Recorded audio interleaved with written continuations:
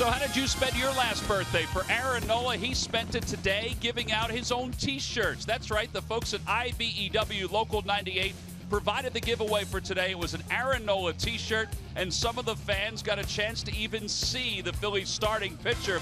He was outstanding with all the young kids. Not only did he hand out T-shirts, he also took some tickets and then gave them back, and then took some more photos. With a smile on his face, we get set for Game 3 between the Phils and the Brewers. Weekends with Schmidt, presented by Acme Markets. Hi, everybody. I'm Tom McCarthy, joined by Mike Schmidt, who we'll talk to about the offense in just a little bit, and Ben Davis, who we're going to talk to about today's starting pitcher, Jeremy Hellickson, who has pitched very well for the Phillies, and the Phillies are going to need that again today and hope that they'll get some offense to back what Jeremy's doing. It would be nice to just get a string of wins together, but Jeremy Hellickson has been just phenomenal. Really a great signing by Matt Klentak and the front office staff, where it really sets him apart this season. He's always had a good changeup. He says it's the best he's ever thrown that changeup. Opponents hitting just .065 against that pitch this season. It continues to get as good as any changeup in the league, and when he's missing with it, he's missing that down and not up out over the plate. It's surprising that hitters are so off balance against it. Now, it could be that his fastball's been coming in at like 92 miles an hour, so they're being set up, and he's then able to establish things with those off-speed pitches. He is, and what's great about the off-speed pitches as well is he's able to get back in counts, falling behind 1-0, 2-0 even, and coming back and throwing a good quality pitch with that changeup. Take a look at those numbers. They are excellent. All right, well, without the chains, Ben Davis is ready for today's ball game. Mike's mad that he missed 70s Retro Night, although he was part of it in spirit. All right, so what about this offense? Last night they get 6 runs. Pete Macadam said it was great to get a big lead. It sure was, but let me start with this. Why aren't we wearing the same outfits? It's too hot. A little superstitious. Who doesn't like offense? I know I do. Here you see the numbers, Tommy. That's happened. First time multi-home run game with 2 home runs. 3 home runs, or 3 runs twice in back-to-back innings, you know, so some good stuff last night.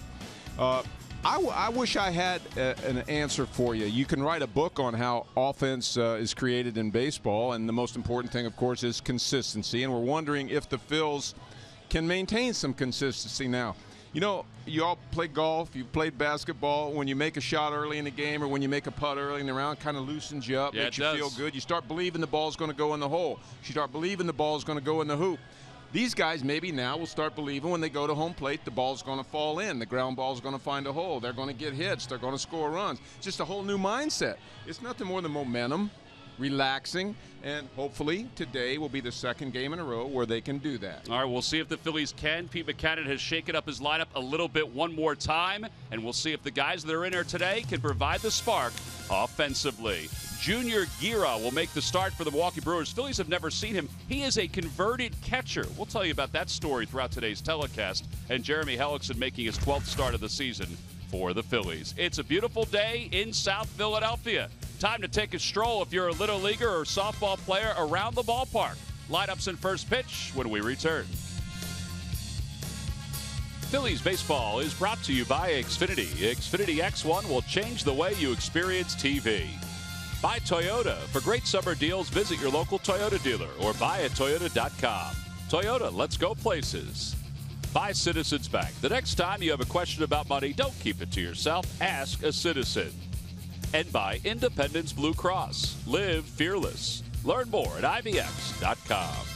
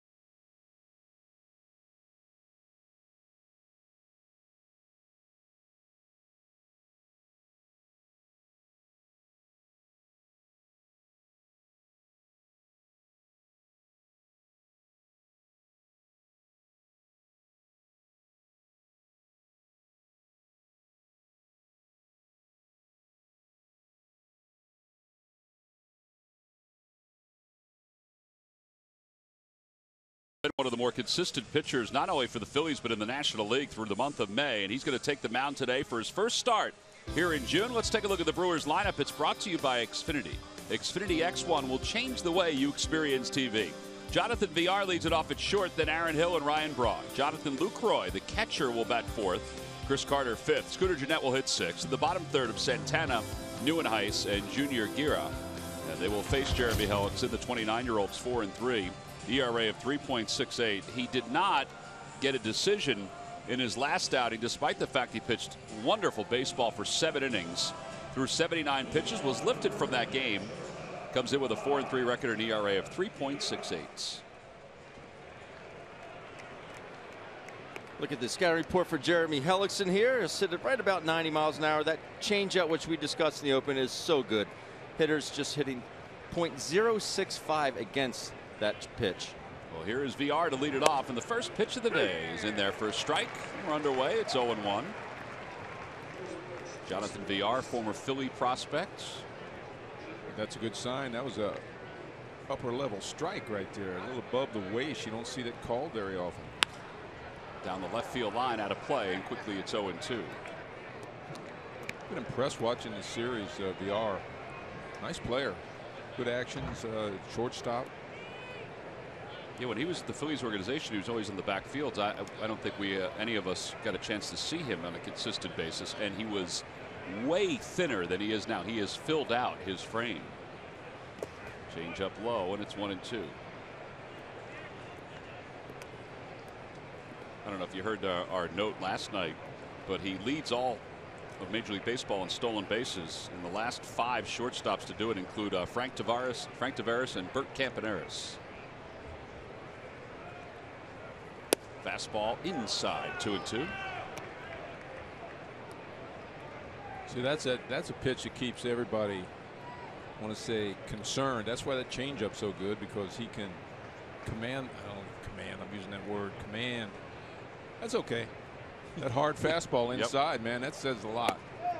It makes that pitch right there effective. Yeah, he almost got him to offer at it. Manny Gonzalez says no swing. 3 balls and 2 strikes.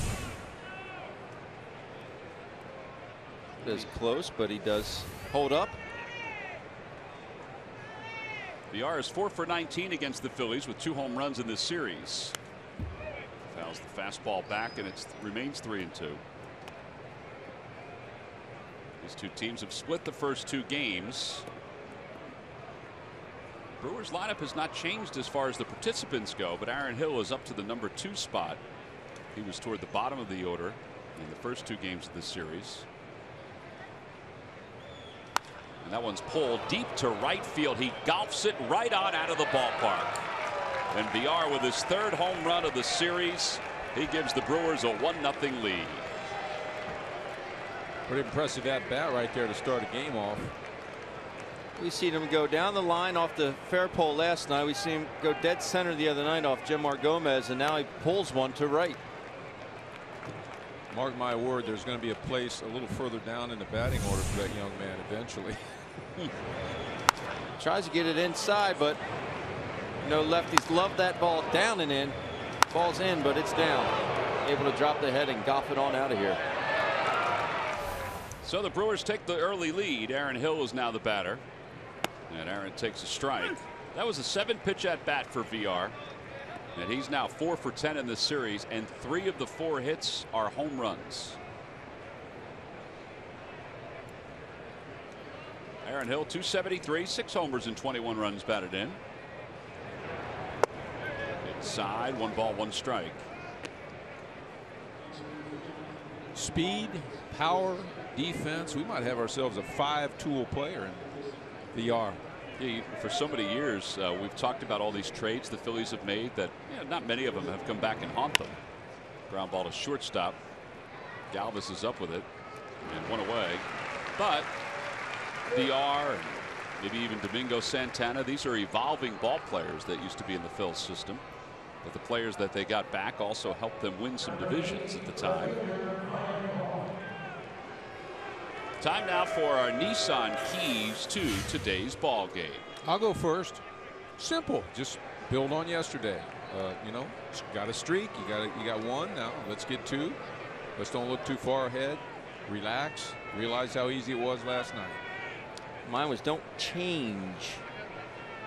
Meaning sport coats, turtlenecks, no. outfit. Jeremy I don't want to Hellickson. wear that again today. Jeremy Hellickson needs to continue to throw that change, so don't change from throwing the change. Well, it certainly helped in the at-bat against Aaron Hill. Here's Ryan Braun. Ryan Braun is 2 hits away from 1,500 for his career. And he waves at the 1-0 pitch. 1 ball, 1 strike. He's 1 for 8 so far in this series with a double and an RBI. The double went the opposite way, split the gap in right center field in game 1.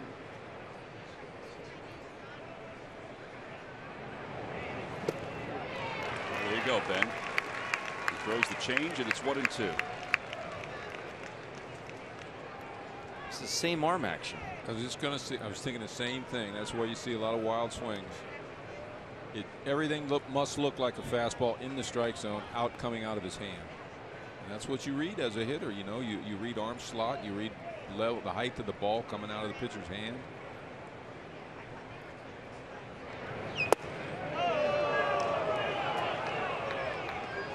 You might have to see that from above.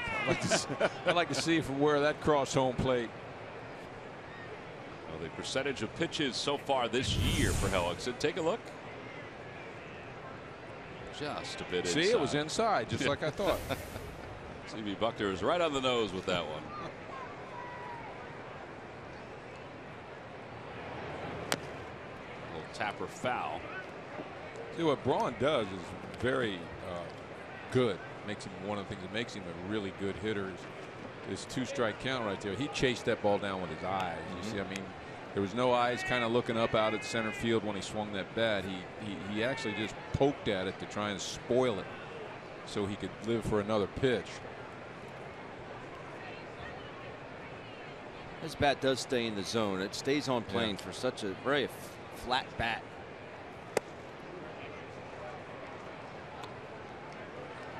He's had 2 tough at bats right here, Hellickson. The first one and the third one.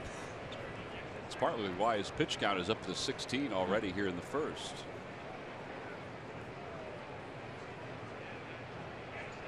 Three balls, 2 strikes to Braun. And a line drive just past Tommy Joseph at first. And a base hit for Braun, so he's aboard with 1 away. Boy, is that good hitting. Professional at bat right there. That was professional. As good a 2-strike approach as you'll see right there. And that's why you look up the scoreboard and it said 341. Yeah, second in the league in hitting. Daniel Murphy leading the way. He's in another world, isn't he? Daniel Murphy? Yes. He looked like he was when the Phillies saw him the other day. Actually, he looked like he's in another world the entire year against the Phils. Here's Lucroy. Lucroy 3 for 7 in the series, and he takes a fastball for a strike. It's 0-1. Now Lucroy is another very professional hitter, a very polished right-handed hitter. Tough out. He has hit in 7 consecutive games. Talked about the fact that he probably will be dealt at some point, considering the Brewers are 14 games out of first place behind the Cubs, and they're trending toward a younger team. And he'll be 31 when his contract is up, but he would like to stay in Milwaukee, just as Ryan Braun would like to stay in Milwaukee. One contract, though, is easier to trade than the other, and it's Lucroy's. That one's out to center field. Odubel Herrera is on the run. He's under it, and he'll make the catch. Just, it looked like in on the hands for Lucroy. And there are 2 outs as Braun goes back to first. I think so. It came off the bat fairly hot, but it just kind of died. Might have been on the end a little. Toward the end. It sounded like it wasn't on the sweet spot. A little movement takes the, you know, puts the sting in the bat, I should say. It doesn't take the sting out of the bat. I'll tell you, this guy impresses me, Chris Carter. I know he's a high strikeout guy, and he's in amongst the league leaders in home runs right now. But one thing I really like about him is this guy knows how to soft swing it. And what I mean is that right there, it's almost a kind of a Ryan Howard swing from the right side. No, he could swing 100%, 90%, 80%. He's gone at that ball like 70, 75% effort, which I think is great. I think that's all you need to do as a hitter. Has to be hard to convince yourself as a hitter to do it that way. You got that right. How about when you hit a drive in golf? You try to hit it as hard as you possibly can. I guess that's not the right way to do it. I got to write this stuff down. You try to crush it, baby. Yeah, you do. 1 ball, 1 strike to Chris Carter with Braun at first base. And 1-2, a 91-mile-an-hour fastball on the outside part of the plate. I mentioned it when we were in Milwaukee, but Pat Murphy, the bench coach for the Brewers, his nickname for Chris is Sleepy. That's a great trait to have as a hitter. It's almost like you could fall asleep up there. The opposite is hyper and overactive. This guy just hum. What was very frustrating for me as a hitter is when I would get a good pitch, a hanging breaking ball, hanging changeup, one in which you recognize right out of the hand, and therefore you think you can overswing at it. You swing too hard and you get jammed. That was frustrating. And it's like another times you'd get beat on a fastball and you just be quick to it and shoot it the other way for a knock. You're like, well, how did I do that? You're quick and easy. And then you get that hang. You're like, oh, watch how far I hit this one, and you end up jamming yourself.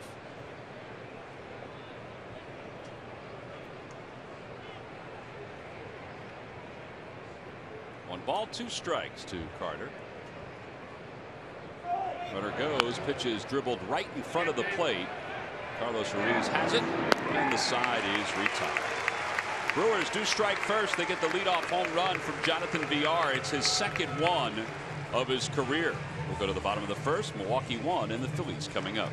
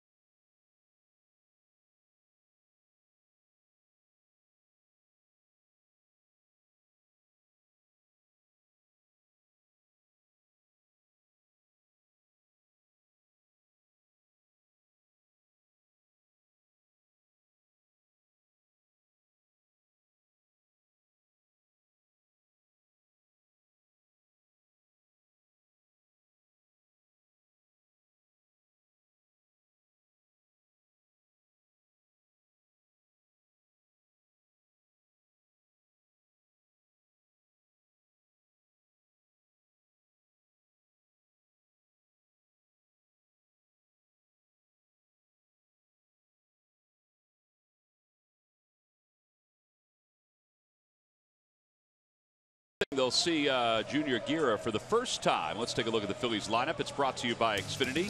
Xfinity X1 will change the way you experience TV.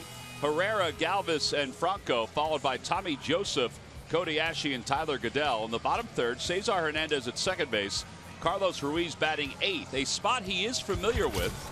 And batting 9th at pitching is Hellickson. And there is Guerra, the former catcher, who originally was a free agent signing by the Atlanta Braves in 2001.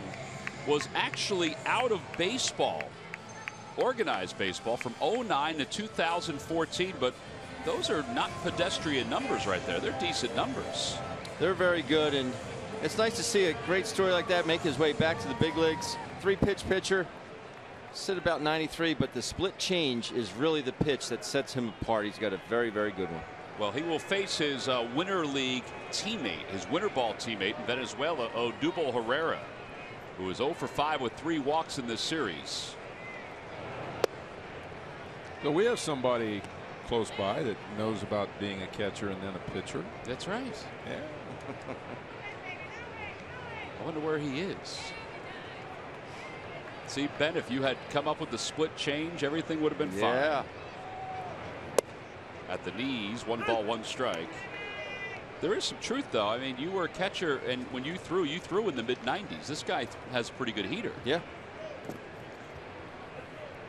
At some point, you're going to go behind the plate because of a strong arm. You see with his velocity. Well, there's that changeup, and he hits it out to shortstop, and Villar throws out Herrera. And 1 away here in the first. And Freddie Galvis is coming up. That was the first one we saw. It looks like it is a good pitch. That pitch there at 81 miles an hour has some sinking motion on it, much like Hector Neris's. Very similar, yeah. Jorge Velandia, who's a special assistant in the Phil's front office, is part of that winter ball team, or has been in past years. He said that the thing with Guerra is that split change. He said you have to get it up or just let it go by, because a lot of times it will be out of the strike zone, which is where he does get a lot of his strikeouts. Freddie Galvis did not play in last night's game. 0 for 3 in game 1. And he floats that one into shallow left field, and Villar gets out and makes the catch. 2 outs here in the first. The Lucky McDonald's Phillies home run jackpot contestant is Alana Lapp of Allentown, PA. Phillies hit a home run in today's ball game. Alana will win $100. Good luck, Alana.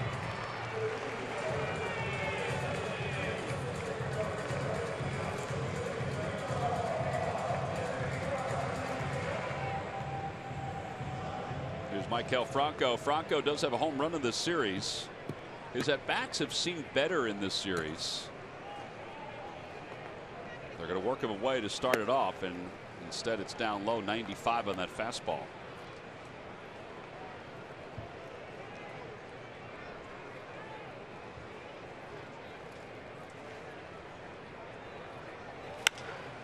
Fly ball right center field. Well, this is going to be an easy first inning for Junior Guerra. It's a 7-pitch inning. He gets the Phillies in order. We've played one on to the second here in South Philadelphia. It's 1-0 Milwaukee.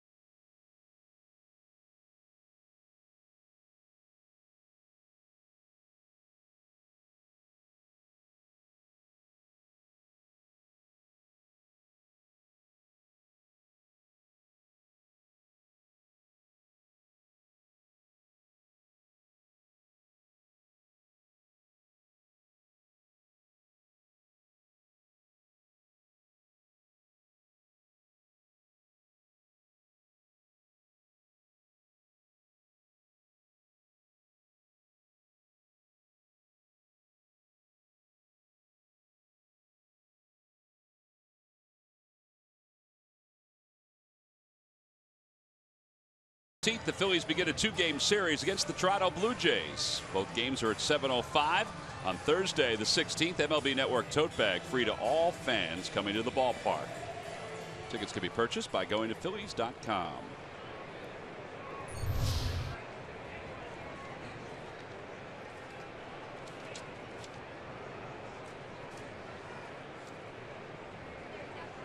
Scooter Gennett will lead it off. Gennett is 2 for 7 in the series. Jeremy Hellickson delivers the first pitch. And it's a fastball at the knees at 89 miles an hour.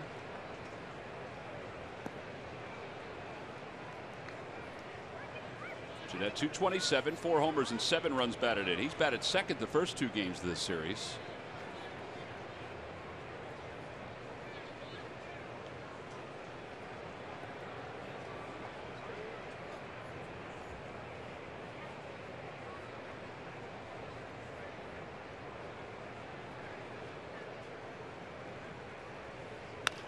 Curveball hit out towards second base. Cesar Hernandez is up with it.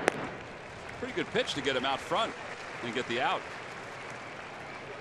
It's a good pitch for him for the simple fact that a lot of the hitters know they're going to go fastball changeup. That's the bottom line. He might mix in a few cutters, but the curveball is just another pitch you can show a hitter, much like the curveball that Cole Hamels would throw.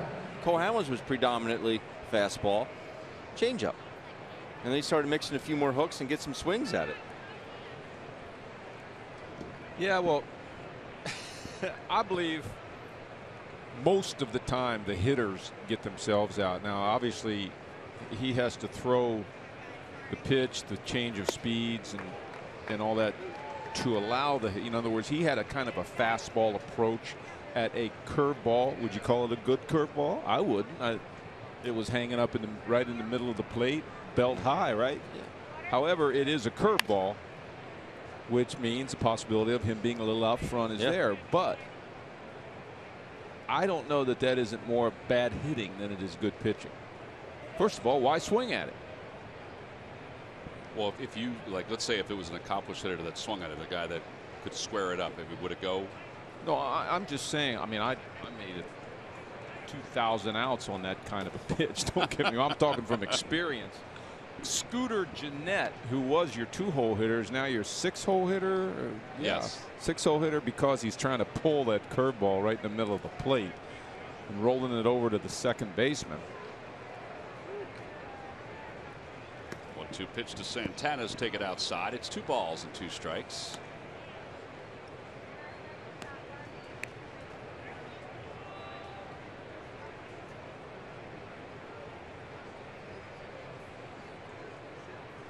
Santana's 1 for 4 with a double in this series.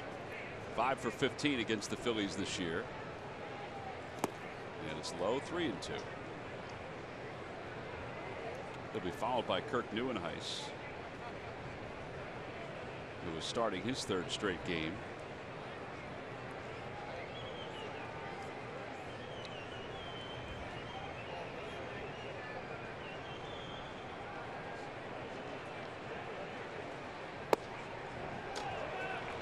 Walks him after getting ahead. So the first walk issued by Hellickson, who doesn't walk a lot of guys. That's just the 15th walk for him in 65 innings of work. Yeah, it still has to be frustrating though to get ahead of a hitter like that, and as a hitter you're thinking, I just dodged a bullet. Got myself back into account and eventually walked.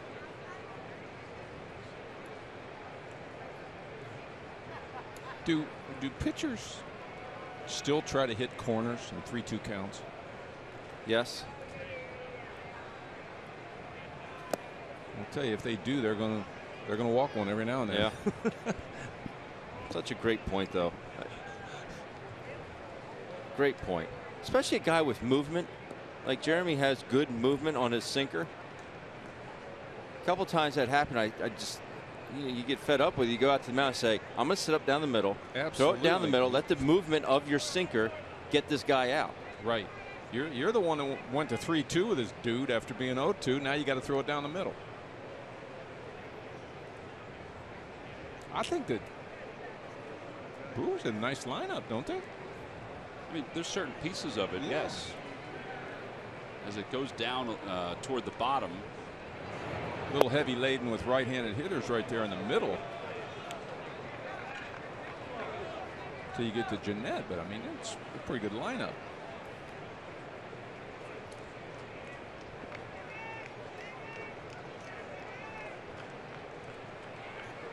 Two balls and no strikes to Neuenhuis. Outside, 3-0.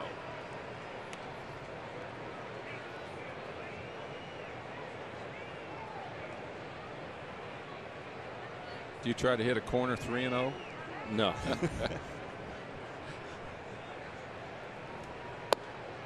Although he just did. He did. Yeah, that's probably because he was aiming down the middle, right? But that ball still had a ton of run on it, which is great if you're Jeremy Hellickson. You should use that. Trust it.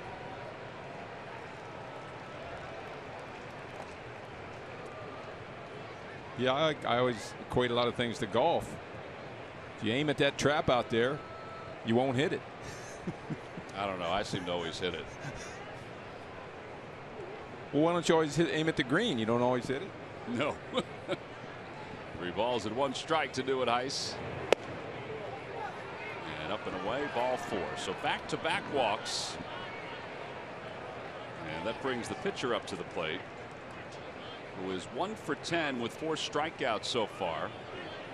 I would think he would have some hitting savvy. Well, the reason they moved him to being a pitcher is because he wasn't really that good of a hitter, though. But you could hit a little bit, Ben. You don't need to raise your hand. Oh, that's a rip. He raised his hand.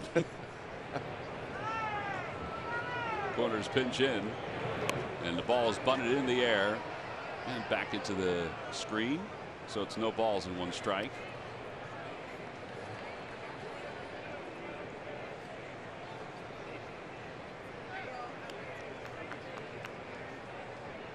What I liked about this is Bob McClure did not go out to the mound. Jeremy's more of a veteran guy. You know, despite only being 29, he's been in the league for a long time. He knows what he has to do out there. I don't have a problem with this at all. Tommy Joseph is right in the I like that front pocket of Guerra. I love it, and I really like it because Santana at second base had a terrible secondary lead. Tommy comes in, gets that baseball. Definitely going to have a play at third base.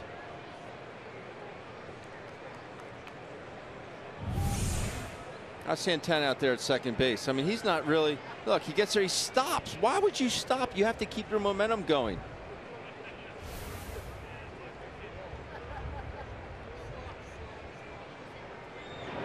He does bunt it foul, and he is down on strikes. So 2 away with runners on first and second. And that'll bring VR to the plate, who began this game with a home run for the Brewers. one of these at bats early in the game here. Be a little careful. This is a hot hitter. Yeah, his 3-run home run the other night is what basically iced the game for the Brewers. Hey, let's face it, his 2-run home run iced the game too. The one down the left field line.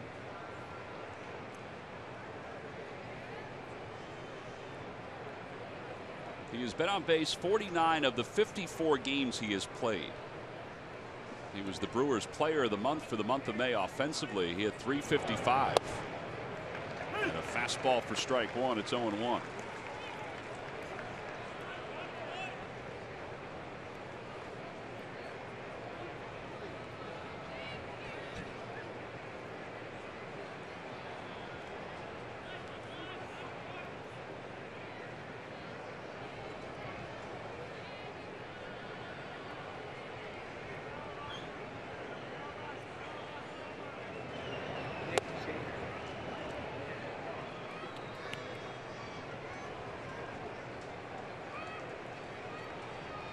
It's amazing. His last outing, he went 7 innings and he threw 79 pitches. He's already had 41 pitches here in the 2nd inning today.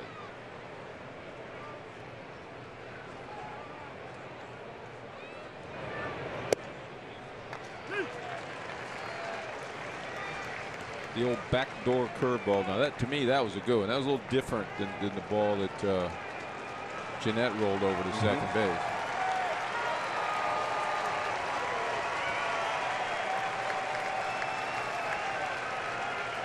And 2 strikes to VR. And a roller up the first base line. This may be a tough play. Joseph gets to it and he's safe at first base. There just wasn't enough on that underhand toss, and VR, to his credit, was moving up the line, and the bases are now loaded for Aaron Hill. Yeah, that's great hustle by everybody. It was a good play by everybody. Hellickson covered first. Nice. You see the replay right here. He got over. Ball just not quite hit hard enough, and great play by VR diving. That was pretty close. Closer than you think. I think if Jeremy is a very good fielding pitcher, has won a Gold Glove. I think if he had to do it over again, he would have taken that himself. If he, pick the ball up and just run straight to the bag. Or sprinted to the bag and played like a first baseman. Yeah. You know, got to the bag and then where he could stretch out a little bit. Yeah, in essence, the Phillies did get a break because VR dove instead of running through the bag. It slowed him down a little bit. That ball's hit out towards center field. It's not deep. Here comes Odubel. He's under it. And the side is retired anyway. So no harm, just an extra pitch. No runs, 1 hit, and 3 men left. We'll move to the bottom of the second.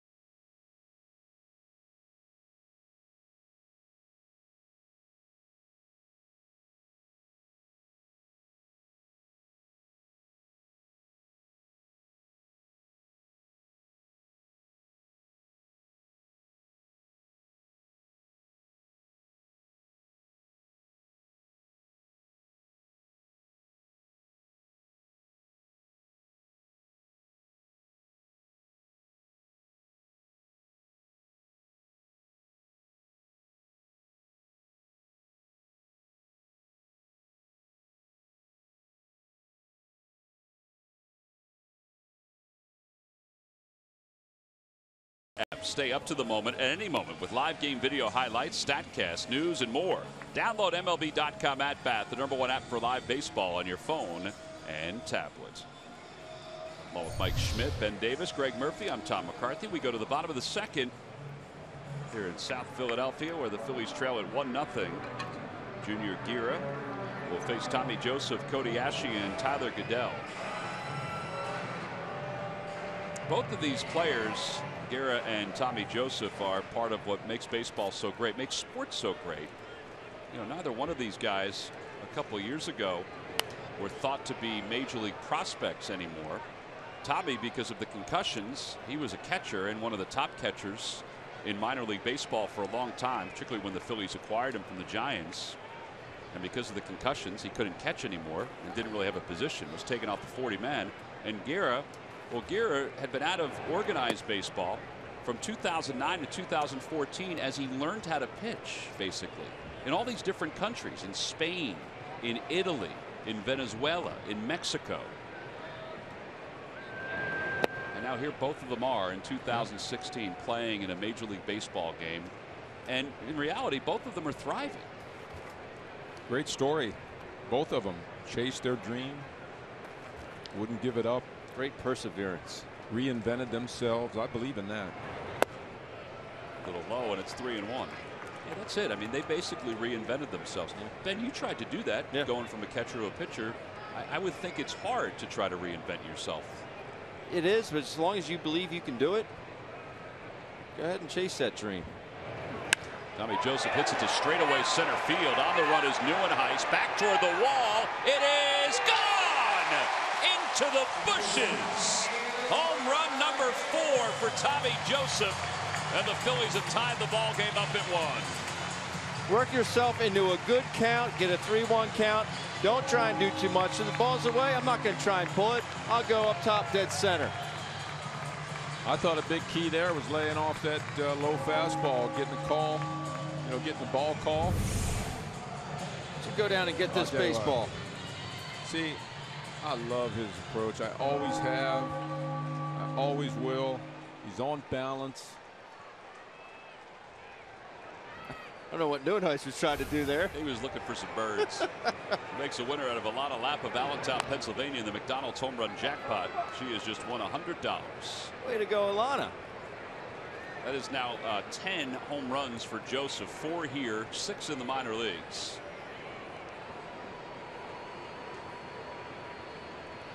And it's also his 5th hit in this series. That was what they tried to do, is get him some action and see what would happen. Get him some swings. Yeah, I'll tell you about that. What impresses me is, you know, they posted the idea that, all right, Ryan Howard is going to sit here for 3 or 4 games, so we want Tommy Joseph. And Cody lifts a fly ball to center field. But we want Tommy Joseph to get, you know, to get some at bats and see what he can do. All the interest about Ryan Howard. You remember a couple days ago, yeah, and how he took it. And he wished Tommy Joseph well and all that. Very classy. But that, I'll tell you what, you as a hitter can put a ton of pressure on yourself if you think like, all right, this is my audition. Ryan Howard sitting over there, and you know everybody wants him back. You know, wants to see. You know, don't want to lose Ryan Howard. You can try too hard, but I'm impressed that Tommy has gotten him a couple hits in last night's game, a home run tonight. He's hitting the ball. I mean, you know what I mean? He's been able to stay relaxed. Such a great point. The footage that we saw of him in the Lehigh Valley, the swings that we saw, the swings we're seeing now are the same swings. He's not doing anything. He's not changing his approach at all. He's hitting balls to right field, center field, which you just saw. He's pulling balls. His first homer went off the fair pole. I mean, this is it's nice, and that's such a great point, Mike, about not putting that much pressure on yourself. Oh, you're giving me an opportunity. Well, I'll show you. Right. I'll show you what I can do. Absolutely. That's what I mean. You know, you tighten it up, trying too hard. He's got a nice temperament about him, Tommy does. Ball is low, 2-2 to Tyler Goodell.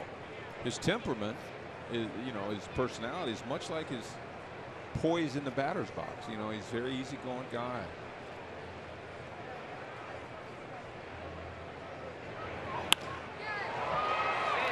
Fly ball out toward left center field. Neuenhuis is out there. It's off the base of the wall. This is going to be a tough one. Tyler Goodell's already around second, going to third. He'll be held there. It's a triple for Tyler Goodell. That's normally the spot. If it hits there, it's going to roll along the warning track, and it could be an inside the park home run. But the Phillies will take the 3-base hit. They will take it. It goes off the padding. I think if it went off the facade out there, off the cement, I think you might want to have seen that ball roll down. But this is talk about staying in the zone. Boom. You see that level swing, how level it was through the ball. That's what gives you the carry. You know, that's what gives you the carry, the backspin on the ball. How about the speed? Fast game. So Tyler Goodell is at third. The Phillies have tied the game at 1 on the home run by Joseph, and now trying to take the lead with Cesar Hernandez at the plate. 0 for his last 10. And now time is called. Aaron Hill is now trying to get the rest of the infield to come in.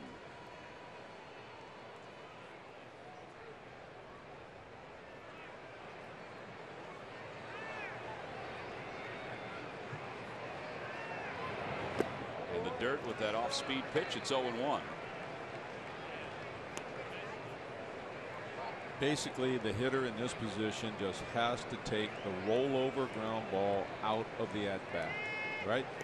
If you get jammed on the fastball, whatever, you just stay in the middle of the field, keep the ball out of the air. If the result's a sacrifice fly, that's fine. Shows bunt, takes low, 2-0. That one I don't understand. Unless it was supposed to be a safety squeeze. I think that's what it was.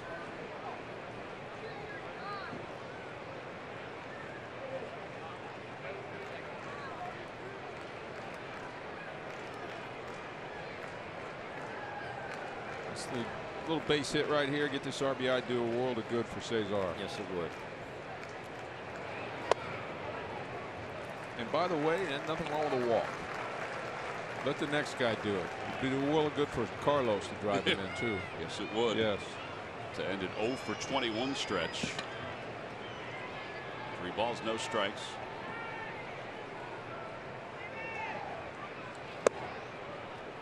Tell you what, I'd have turned him loose 3-0 too. Why not give him a little RBI fastball right down the middle?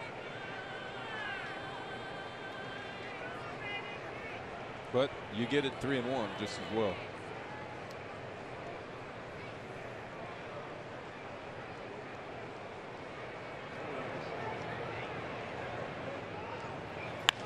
In the air to center field. This will get the job done. Neuenhuis running back toward the wall and more into the bushes.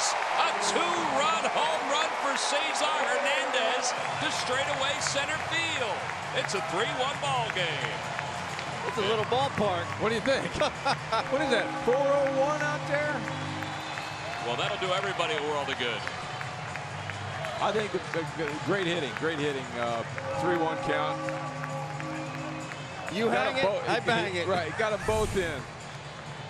But the thing I see right now, which is really, really good, is that they were down 1-0, and they're answering back with some runs. You know, they're not going 4, 5, 6 innings. We're putting zeros up there.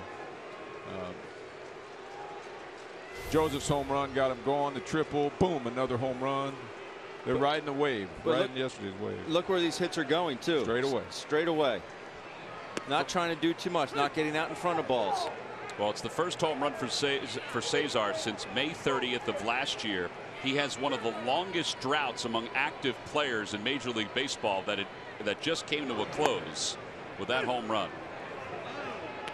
The longest drought was Emmanuel Burris, but he's been designated for assignment, so he's no longer on that list. The list includes a lot of pitchers.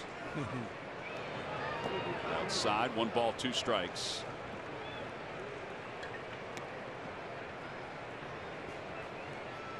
See his hand shaking as he was taking that water.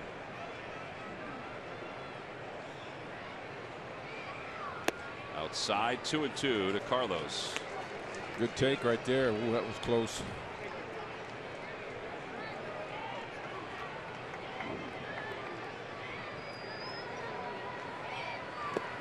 Three and 2.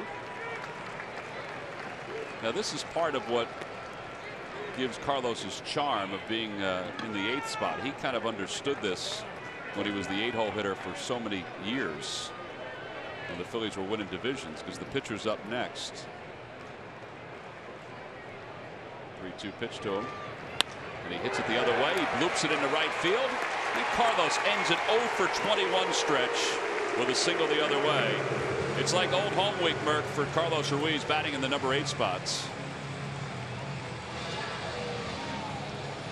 Yeah, you know what? You're right about that, Tom. You know, Carlos, sometimes you just want to get him into a place that he feels comfortable. You mentioned the 0 for 21, Pete Mackanin trying to find a spot, trying to get him going. And the 8th spot, it's a familiar spot. We haven't seen him so far this year in the 8-hole, but in his career, batted .248 there, 21 home runs. In fact, he has hit in the 8-hole more than any other spot in the lineup throughout his career. So Pete Mackanin trying to do what he can to get his other catcher going. He's got Cameron Rupp going at this point, but you need Carlos in there as well, able to get the base hit. Who knows? It could be the start of something good, guys. All right. Well, let's see if Jeremy Hellickson could keep it going. That's the first thing I thought of today when I saw Carlos was batting 8th, is that ball was bunted up the first base line, and Carter tags him. What a beautiful Wow, bunt. yeah. These guys can execute some sacrifice bunts. Go ahead and roll it out there. By the way, I don't know how many hitters you could ask them. Like hit Nate. One identify with the 8-hole, right? Yeah, I love hitting 8th. I feel relaxed there. This is just perfect. This field is in such great shape. Everything stays so true.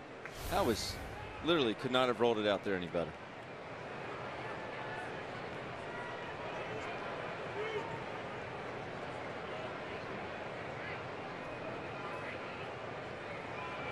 Double takes low.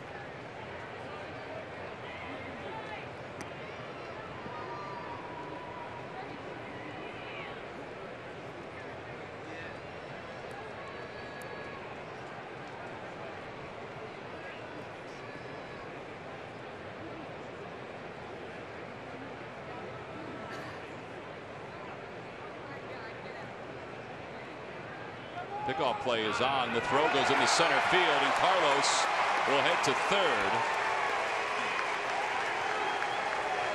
So Carlos is 90 feet away on the E1. Well, that changes the complexion of the situation. Speed kills, Chooch. Not even in the vicinity. Now the hitter's speed comes into play. Ground ball in the infield becomes an issue. Can't make an error.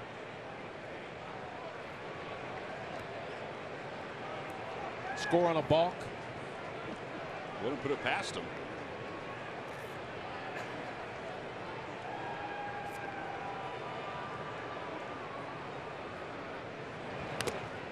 Fouled at the plate, and it's 1-1. That ball got a piece of Jonathan Lucroy. 27 pitches this inning alone for here. Dubal's a very boisterous hitter, is he not? Oh, he is. You have to have your hand on that on the crowd mic sometimes.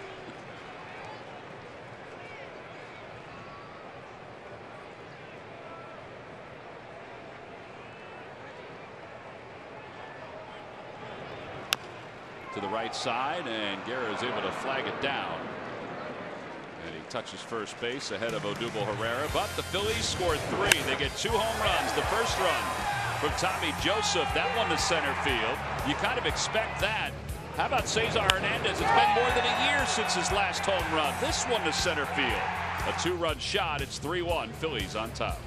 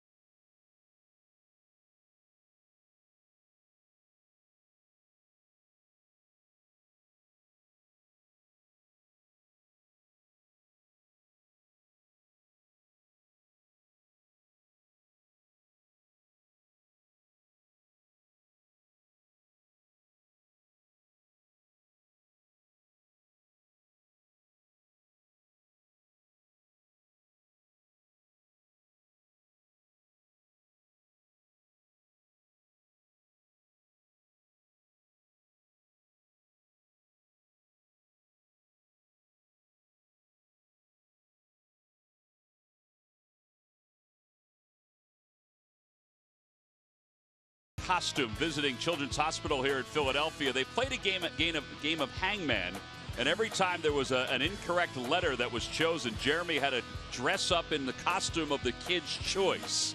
He was a great sport, signed some photos, also took some pictures with some of the youngsters. He made their day at Children's Hospital in Philadelphia. They do such great work at CHOP, and Jeremy's a likable guy. He's pretty mellow. Very mellow. Pretty even-keeled, and as we said, he's a pretty good sport for putting on all those costumes. Here's Ryan Braun, who takes inside. He started out as a rat with a feather boa and then finished as an angry bird. Looked like he was a Teenage Mutant Ninja Turtle at one point, too. Ryan Braun single to the right side his first time up. Takes inside. 2 balls and no strikes.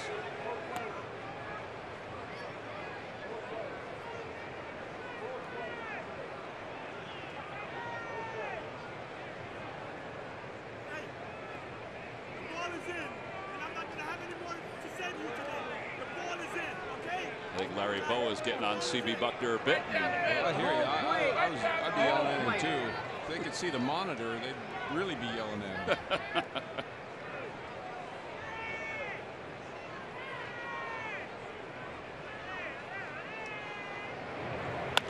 Chopper softly left side. Freddie has to hurry. Braun is hustling, and he just gets him at first. Nice play all the way around. 1 away. Very good play. He knows he's got to charge it as much as he can. You know, Freddie has a great sense of timing as an infielder. You know, you can actually see. You know, it's a right-handed hitter for one. You can see how he gets out of the batter's box. If the pitch ties him up a little bit and he has to cross home plate, or if he runs across home plate when he swings at it. You can see that as a defensive player. Freddie knew he didn't have to barehand that ball. He knew he had plenty of time. A great sense of timing. And then we had a little good old-fashioned yelling at the umpire from the dugout. I haven't seen much of that this year. Yeah. Game 1, Craig Counsell was upset on something the umpires did. It was Aaron Hill. It was a strikeout that he thought should have been a foul ball. Oh yeah, that was game last night. That was 2 nights. Thursday night. Thursday. I thought that was going to be the first argument we would see this year. We haven't seen any arguments this year. No. I said the same thing. Counsell kind of went, oh man, and he just walked into the dugout, right? Right. I don't know what his recourse is, because it just doesn't seem like managers and umpires get into arguments anymore. No, they all get along. I said that to Larry yesterday in the office. I said, I miss managers not getting thrown out anymore. Of course, I got to witness it quite a few times with Lou. There's no way that batter would have reacted like he did hadn't that ball hit his back. Right. And you can see it change directions, right, from the catcher's glove. Yeah, after looking at the video, yeah. There's a liner out to right center field that'll drop for Lucroy. So 1-out single. Time now for the Jeep Stump the Fans trivia question. Log on to Phillies.com. Go to the fans section for all the information. Please submit your answer on the subject line. All right, guys, who are the 2 players ahead of Ryan Braun on the Brewers' all-time runs scored list? 2 players ahead of Ryan Braun on the all-time runs scored list. Answer will be revealed a little later on. Lucroy has an 8-game hitting streak now with that single to right field. And Carter fouls it. It's 0-1.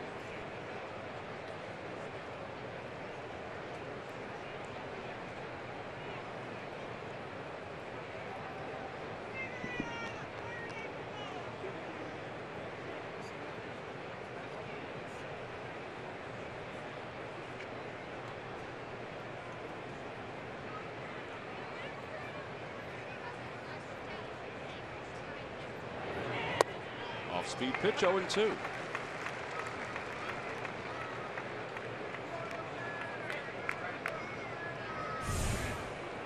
Another changeup down. The movement on that.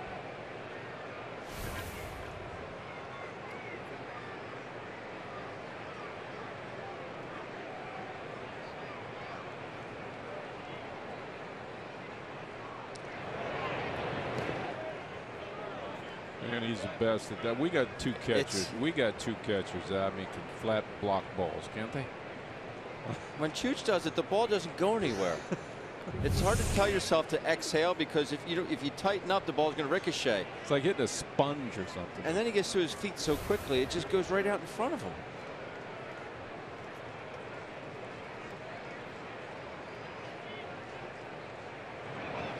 Swing and a miss. He got him with a high fastball. Strikeout number 2 for Jeremy Hellickson. And with 2 outs, Scooter Jeanette's coming up. Jeremy really is a guy that can throw to the 4 different quadrants. There you see him go up top. North, south, east, and west. He can do it to righties and lefties, both sides of the plate, up and down. It's not just about hitting corners. You also have to change eye level, and sometimes you have to throw balls in the northern quadrants. Scooter Jeanette is grounded out to second. Out front of a breaking ball, and it's 0-1.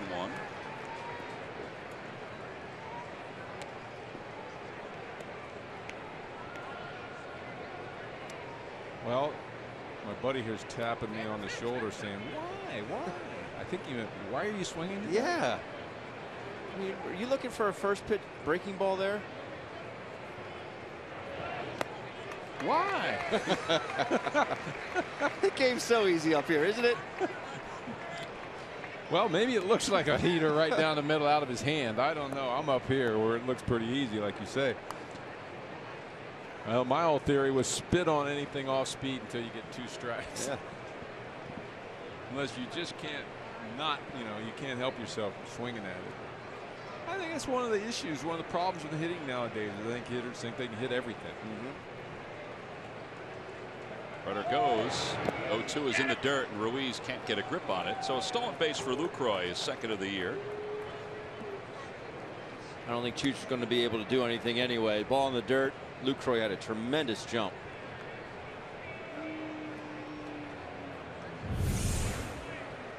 I mean, he has a good jump, and Jeremy with a very high leg kick.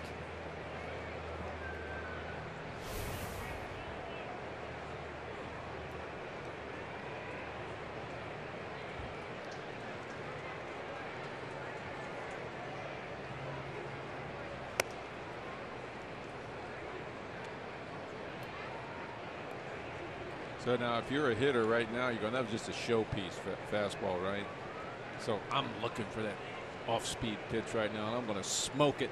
Yep. I'm getting beat by a heater. If he throws another heater, I'm getting beat by it. Not swinging at it's the tough thing.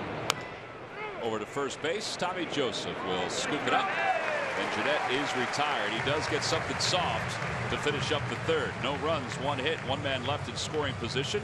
Middle of the third. It's 3-1 Phillies.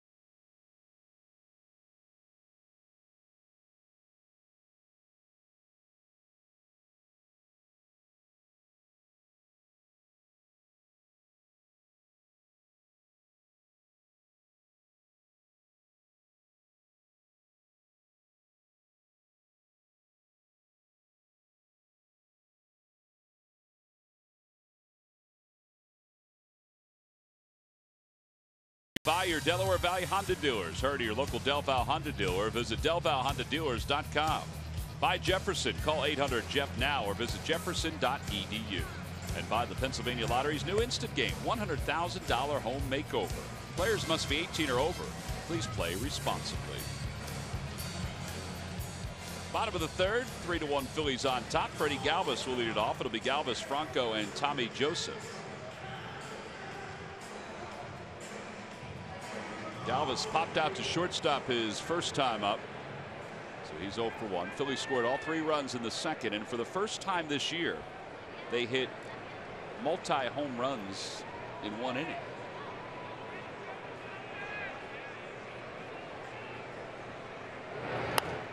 Had a play toward the sweet level. Oof.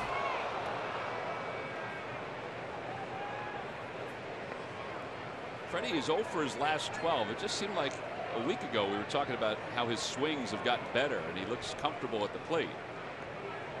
But he's cooled off as it's 0-2.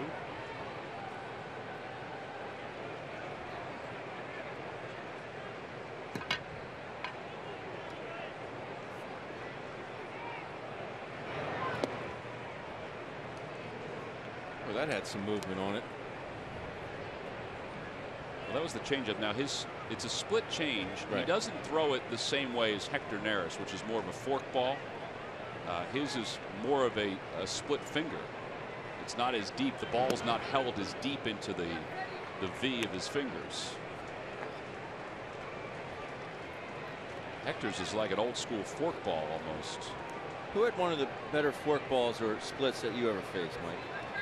Well, it would have to be Bruce Sutter, who many might say invented it. Right. Ball's lined and caught by Chris Carter. Bruce Sutter didn't have a 94-mile-an-hour heater that you had to worry about like Maris. Freddie squared that line drive up pretty good with 2 strikes right there too. That's a good sign. Yeah. Mike Scott throw a good splitter like a fork ball. Well, You could say it. you're right. Yeah. Mike Scott had a good one, but you know, it's funny. His name didn't jump in my mind when you said that. Didn't Roger Craig and the Giants back in the day, wasn't it a big pitch for them? Because he threw it, Craig did, toward the end of his career and taught it to all of the pitchers that he coached. Tim Hudson always had a good one, and Hideo Nomo, he could have told me it was coming and I wouldn't. Kind of like right there. And Nomo had that one where I would always look for it, and then he'd throw me a cookie fastball at 90 right down the middle, and I'd take it because I was looking for something else. Got to sit fastball, Ben. I know. 1 ball, 1 strike to Franco. At the knees, and it's 1-2, 95. Franco flied out to right field his first time up. That wrapped up the bottom of the first inning for the Phillies.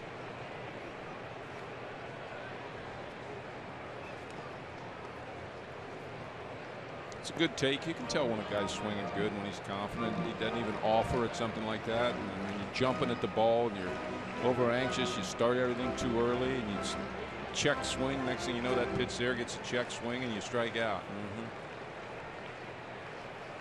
Confidence in your hands, confidence in your quickness. Foul tip, and Franco is down on strikes. That's the first strikeout for Junior Guerra. Well, last night when we got off the air, we had heard the news that a Muhammad Ali had passed away at the age of 74. He had complications due to Parkinson's disease, respiratory complications. He did so much during his life, you know, set aside being the heavyweight champion of the world for so long, but so much for civil rights and making sure that his point was put across. And he had an impact here in Philadelphia, if only because of the fights with Joe Frazier, also with the different houses that he had in this area as well. As Tommy Joseph takes one inside, 1 ball and no strikes after homering his last time up. Home run estimated to go 425. This one is fouled off. But Muhammad Ali, I mean, Mike, you were in his company once or twice during your career. Yes, I was. A night I'll never forget in my life. Philadelphia Sports Writers Banquet. I was in the prime seat in the house at that banquet, sitting next to. Can't remember whether it would have been Cassius Clay. It was Muhammad Ali by then. Yeah, Muhammad Ali then. Yeah, I shook his hand and I went, oh my God, look at the size of this hand. And you can imagine. You got big hands. No, not really, but you can imagine Muhammad Ali's hands, right? They are exactly how you imagine them, believe me. And just, gosh, what a big man. And I was so flattered that he knew of me and about me, you know, living in Cherry Hill. I think at the time, was he not living in Cherry Hill? He did have a place in Cherry Hill, yeah. The Poconos. Yep. And I like everybody else. I'm a little older than you guys, but his career and my life kind of went during the same period of time. He's born in 42, died this year, so he's 7 years older than me. But quite a life, quite an impressive life. There's a lot of stories, a lot of tributes to him today. Many in the local papers, which were outstanding, in the papers in New Jersey as well.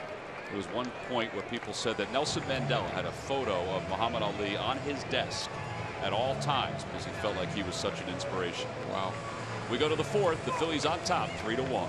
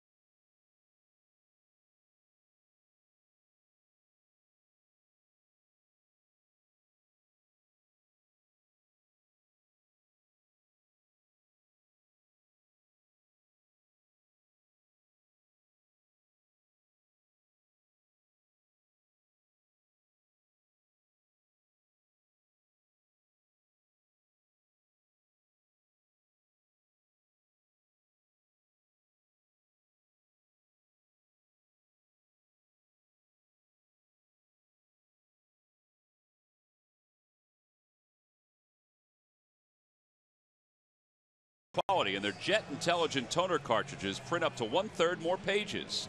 Get yours from who but WB Mason today and experience the difference. Nobody beats WB on HP. Phillies lead it 3-1. We move to the top of the 4th inning. A warm afternoon. It's been a nice day here in the Delaware Valley. The first pitch to Domingo Santana is bounced foul into the seats over the third base dugout.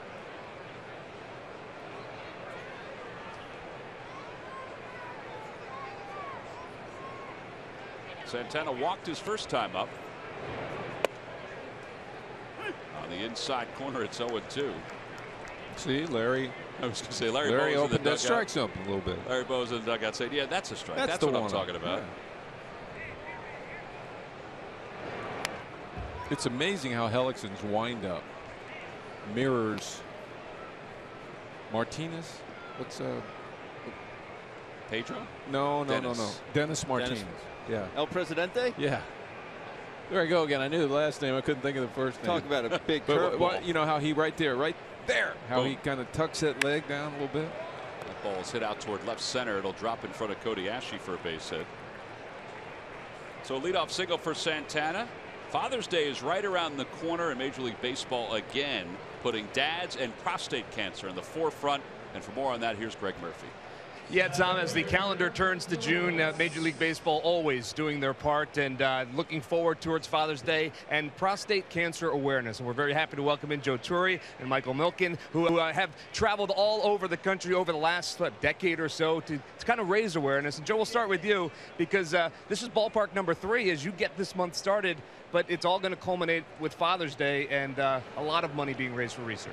Well, we hope so. I mean, I was diagnosed, Greg, in '99, and you know, one of the first calls I got was from Michael Milken to sort of shed a little clarity on what I was going through, and I'm forever thankful, not only for the fact that he made the phone call, but for the fact that he's created this home run challenge to raise a great deal of awareness, great deal of money, a great deal of research coming from that, and you know, since I was diagnosed, the death rate has been reduced by 50%. It is really remarkable when you think about the last decade, Michael, and all of the Prostate Cancer Research Foundation and all the work that you guys have done, because the numbers are, as Joe just mentioned, that they are dramatically reduced, and you guys are doing good work. Tell us what Major League Baseball's part is in all of this over the course of the next couple of weeks. We want to start with the Phillies, who've done a fantastic job. So we've raised 45 million from home runs, and Phillies warmed up yesterday, first game of the year with 2. They've already got 2 home runs. Many people thought they were lagging back, but it's always around Father's Day. So what can you do with Major League Baseball? HomeRunChallenge.org.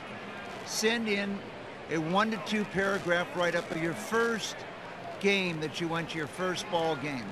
Winners get to go to the All-Star Game or the World Series on behalf of Major League Baseball. The second competition is your favorite home run truck. You can go out and run the bases. Greg told us he's never hit a home run, but we can pretend, or just get one from the major leagues of someone that has your favorite truck. Both of those could send you to the All-Star Game or the World Series. HomeRunChallenge.org. Yeah, and, well, fans in Philadelphia know I never hit a home run. Believe me, they've talked about it at length on the broadcast. But, Joe, let me bring it back to you. When you think about, you know, we're wearing the wristbands, we have the ribbons, the light blue, the new uniforms this year that are going to be worn on Father's Day. The awareness is really probably at an all-time high. I think that's a fair statement to say. But why is that so important? Why raising the awareness is it so important? Well, raising the awareness, I know in a man's case, it's a very personal problem that they don't want to share, and sometimes, unfortunately, don't want to deal with. So, you know, to me, you raise the awareness, you make it okay to get checked. It's necessary to get checked. You know, I've had young 10-year-olds when I was doing this, when I was with the Yankees. I'd hear stories about 10-year-old boys going to their dads. His dad said, Dad, Joe Torre said to get checked. You know, a father can't turn that down when his son goes up to him and asks him to take care of himself. So it's something, especially now with all the research, with the new treatments that they have, Greg, that it's not a death sentence. You know, I thought initially when I was diagnosed that that's what I was looking at. but that was 17 years ago. Well, gentlemen, on behalf of the Phillies organization, all the great work you guys do, thank you so much. Thanks for being here today. And Michael, you said that from June 13th to June 19th, all the home runs, that's what the numbers are going to add up. But this counts too, because you guys are here. That's correct, and that's why the Phillies have already hit 2. That we're already ahead of everybody else, guys. We're doing our part. Gotta love it, guys. Thanks so much for being here. Back to the booth, guys. All right, Murph, we appreciate that. It was nice to see Joe Torre. Boy, he was one heck of a player and a great manager. Bet he was your manager for a short period of time. Spring training. I spent 2 springs with Joe. 2 balls and 2 strikes to Kirk Neuenhuis, who walked his last time. Domingo Santana singled and was nearly picked off first. I would venture a guess he hit somewhere like 360, 363, something like that. The year he won the MVP as a catcher, right-handed hitting catcher. That's pretty impressive. And then moved to third base as his career progressed. I know Carl might want to check that to guess at 363, but I know it was a crazy number for a right-handed hitter. And he's one of those oddities in baseball where he was a very good player and he turned out to be a very good manager with all the world championships that he won with the Yankees. And a very important executive now. Yep. 363, right on the money. Was it? 137 RBIs. 230 hits. Now think about that. That's a right-handed hitting catcher with no speed. He caught 161 games. Buster Posey's probably the closest thing we've seen to that. Had 704 at bats. Plate appearances, I mean. Take a walk every. Oh, okay. Plate appearances. That's a man there, boy. 707. Outside, 3-2 to Neuenhuis. They tried to get the outer edge of the plate. Probably made 60, 70,000. What year was that? 71.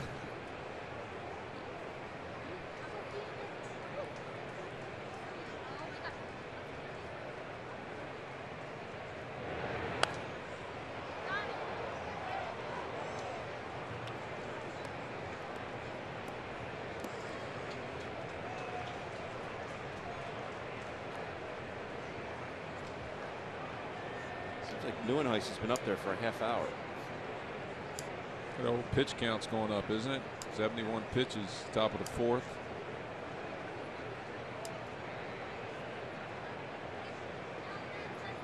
A high ball 4, so that'll put runners on first and second with nobody out in this 2-run game.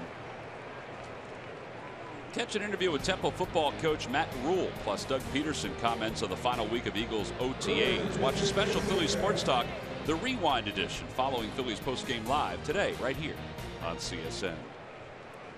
Well, for Neuenhuis, that was a 9-pitch at bat. Part of the reason why Hellickson's pitch count has popped up. 23, 21 in the first 2. Now 13 without an out here in the 4th. Just spent an awful lot of time worrying about Santana at first base. You have a 3-1 lead. Yeah, home run could tie up, but I'm going to be worried about the guy at home plate. Guerra struck out trying to bunt his first time up, and he shows bunt and then pulls it back. And there's a reason he's in the 8-hole.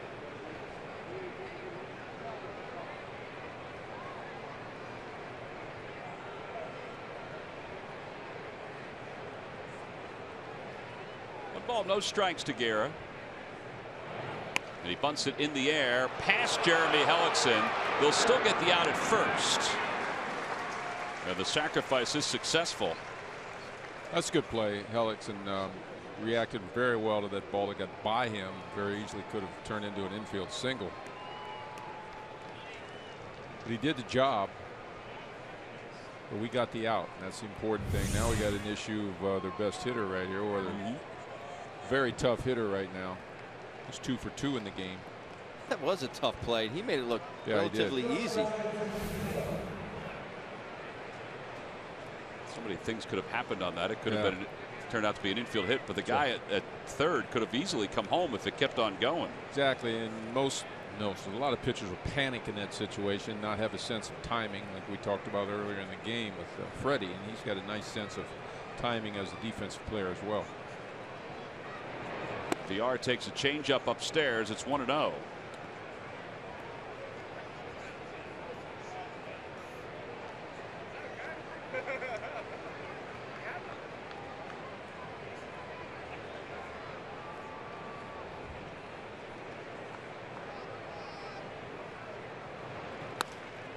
Bouncer foul. 1 ball, 1 strike.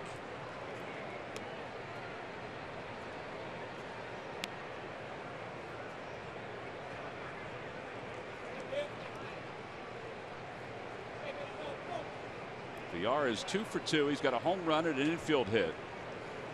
A little slow roller over toward Tommy Joseph, and he beat the toss out across the first base bag.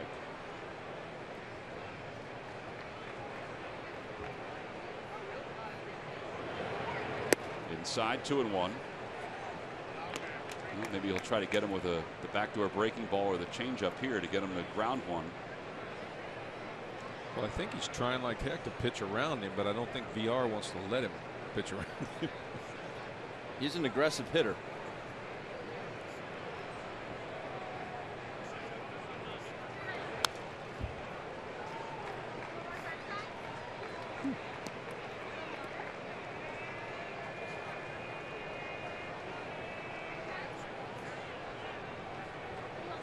I guess also this is a time where you can let the score work in your advantage. You know, you have a 3-1 lead.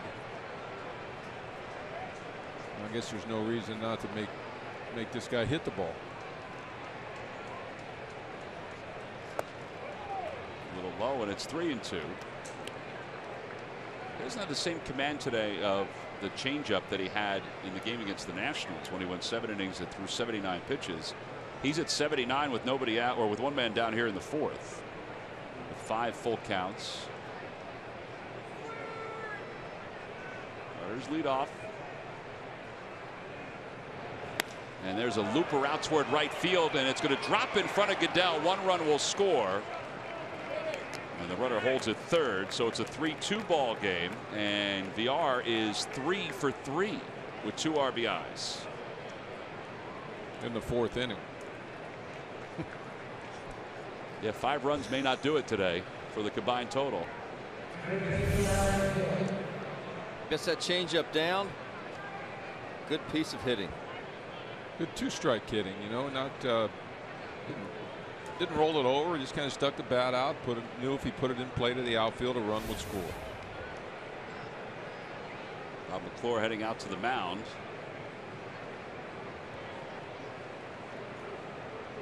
Well, they still have the lead. If they can maybe roll a double play here, they can leave with a 3-2 advantage going to the bottom of the 4th. For VR, it's his 7th 3-hit game of his of the season. The 13th of his career. Boy, he's really evolved with these Brewers. Mike, I'm with you. I'm a big fan. He's obviously loved to see that long ball, but he beat with his legs his last time up. He's shown a very good glove at shortstop. Complete ball player. Well, Hill is 0 for 2. He's grounded to shortstop. He's also flied to center field. Only 1 out here in the top of the 4th. The tying runs at third. Swing and a miss. 0-1.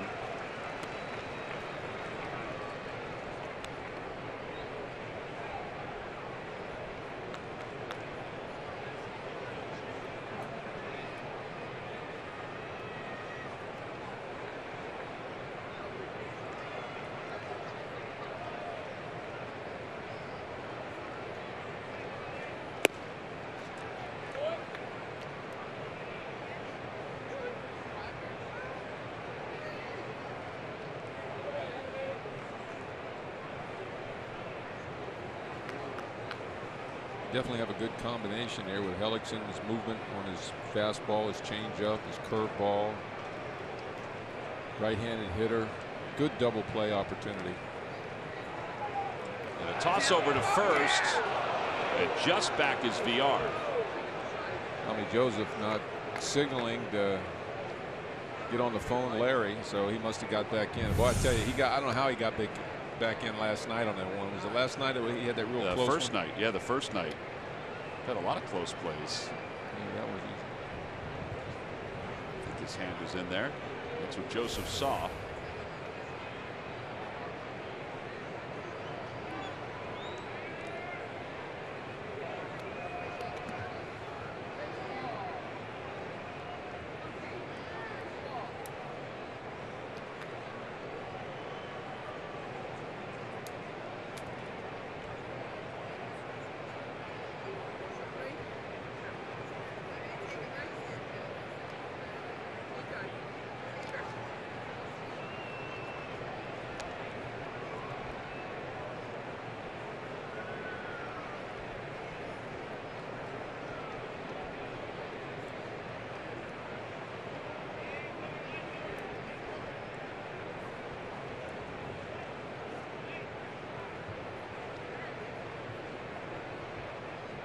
Runner goes from first, pitches inside. Ruiz's throw to second base is not in time. That was a good jump right there. It was. Whew. I could see him out of the corner of my eye, and he was off and running. It's his 20th stolen base of the year. That's a very, very good jump. Even with the slide step, it's not an easy pitch to throw on a ball in with a righty up. He can scoot.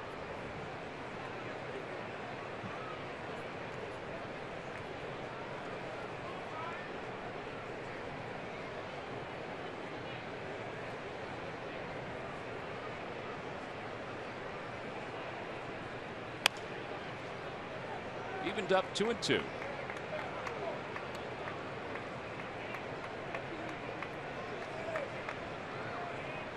So Jeremy trying to get this out here, and then he'll deal with Ryan Braun. It's a tough spot in the Brewers lineup. He's thrown 25 pitches in this inning. The walks have hurt him today. He's issued 3 walks in the ball game.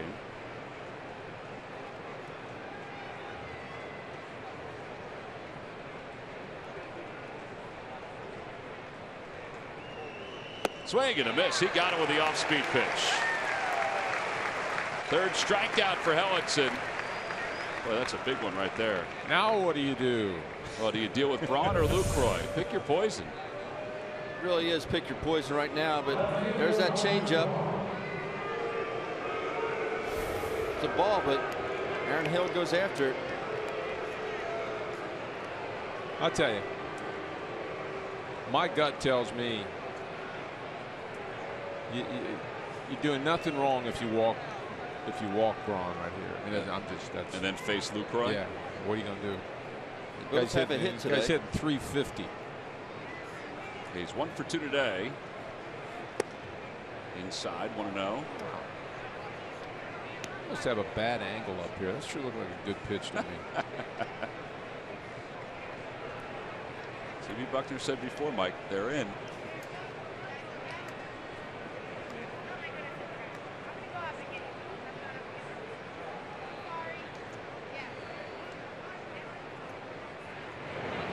Ground ball back to the mound. Hellickson's got it, and the Phillies maintain the lead. Jeremy's reaction as he threw that ball. 1-3 on the putout. 1 run scores. 2 runners left in scoring position. We move to the bottom of the 4th, and it's 3-2 Phils.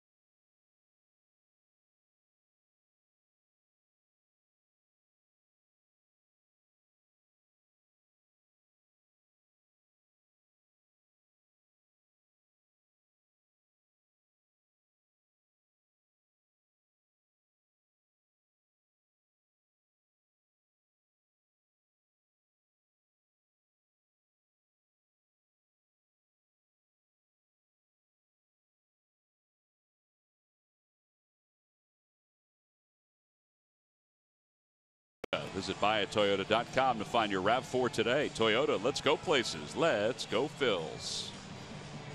Bottom of the 4th inning, 3-2. Phillies on top. It'll be Cody Asche, Tyler Goodell, Cesar Hernandez to lead things off. Cody flied out to center field. He's 0 for 6 so far. This is still kind of like his spring training as he tries to figure out his swing. Coming back from the oblique injury. Come on, Cody!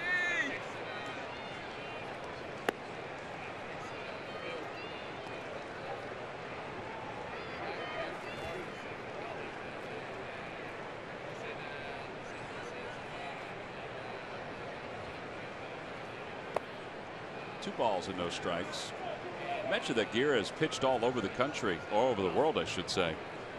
He has pitched in Italy, in the Italy Professional Baseball League. There are 8 teams in that league, and he is one of 3 who has pitched in the big leagues and in that league.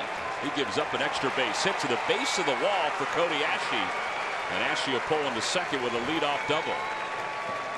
That's his second ball that Cody's hit since he's come back that's taken off like that. The other one Ryan Braun caught. Ball's hit just as good as any of the home runs we've seen so far in this game. Just didn't have the right trajectory. Smoked right to the 398 mark in center field. 2-0 fastball. Stays down on it and drives it. Good extension. But that got out there in a hurry.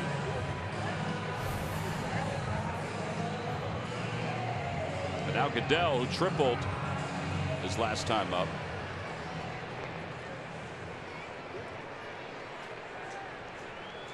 That triple for Goodell is 3rd. He has more triples than he does doubles. Same amount of triples as he has home runs with 3. And he takes on the inside corner. It's 0-1. This guy can get a runner over with that stroke he's got. I mean, he can shoot the ball the other way. It's designed for that. Yep. Maybe even get him in.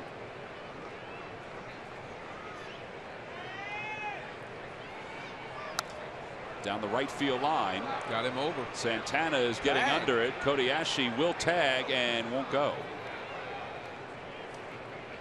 Santana does have a good arm, and he let that one go pretty good.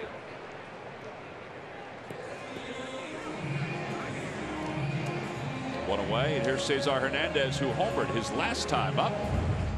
And here it is. I really think this was a situation where a hitter knew what the pitcher was going to try and do. 1 out.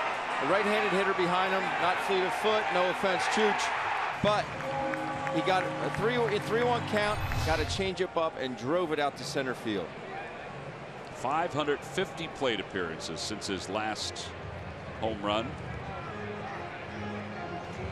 All right, now in retrospect, was there any way that Cody could have gone to 3rd on that? From my perspective up here, absolutely. Maybe a close play. I don't know how good an arm this guy's got, but his momentum's not carrying him toward 3rd base. It's kind of carrying him toward the chalk line, and he's got to throw a perfect strike from 3/4 of the way out in right field, right to 3rd base. As it turned out, he did throw a ball on the line to VR, but it wasn't a strike. It was actually heading toward the left field line, and VR cut it off. 1-0 to Cesar Hernandez. I think 3-2 lead. You got to let it all hang out, man. You know, I mean, it's not a cut and dried. Go on the aggressive side, right? I guess that's what I was getting at. Do you go on the aggressive side? I would. I would not have hung out and then going back to tag up. I would have tagged up right from the get-go and said, I'm ready to slide into 3rd base, baby.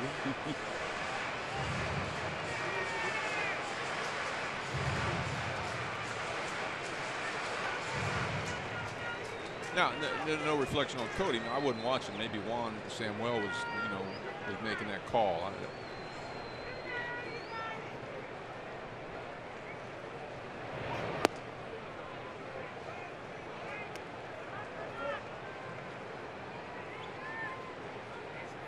Well, here's the current longest streaks without a home run. There, see pictures on there. Johnny Cueto. Emmanuel Burris was on that list. Michael Bourne is playing for Arizona. It tops the list. Ichiro at 435. Outside, 3-2.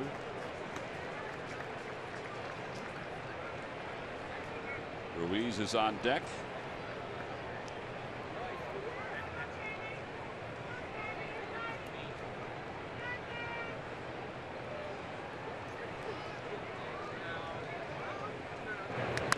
To the right side, off the glove of Guerra, but it doesn't deflect enough, or does it? And Cesar is out at first base. Mickey Morandini just signaled that he thought he was out. And he can run. See where he steps on this bag. He is out. Yep. Or maybe he stepped on the top in the middle of the bag, but no, he got it in a good spot. It was close. Carter wasn't in the best position to catch that ball was not. from second baseman either. It's a 1-4-3 put out, and now Ruiz was the hitter.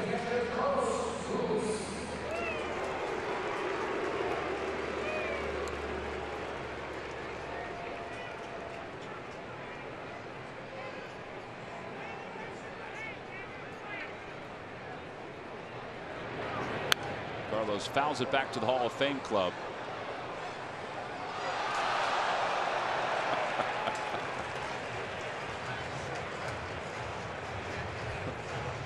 The whole stadium's watching you want a foul ball, I guess, around here, huh? People. Well, that last one. Look at how many deflections took place here. 1, 2, same guy, 3, 4, 5. That's called panicking right there when you got one bouncing around. Like a Plinko chip.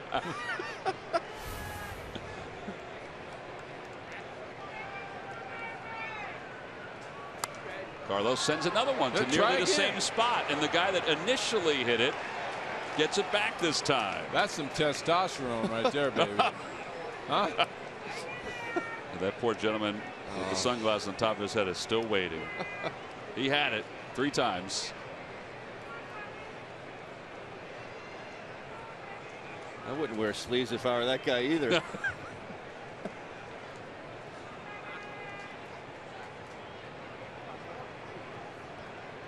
Yeah, but would you wear a turtleneck in the middle of a heat wave? Of course I would. Yes, you would. Upstairs, 1 and 2. On the Toyota Major League scoreboard, Washington leads Cincinnati 2-1. Anthony Rendon, a 2-run home run. Washington lost last night to the Reds. Their lead against the Mets is 2 games in the East. 4 games against Miami and 6 games against the Phillies.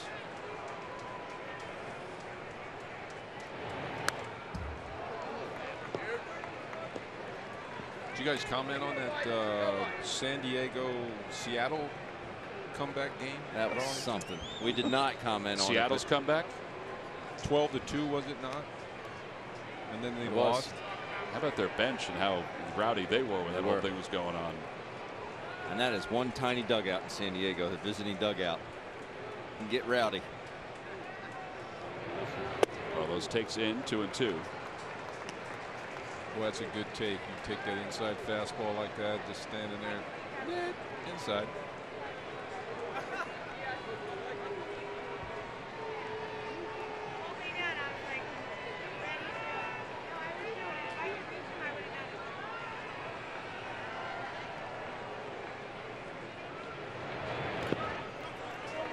Nice play. Freddie Galvis on the top step there doing a little third base coaching.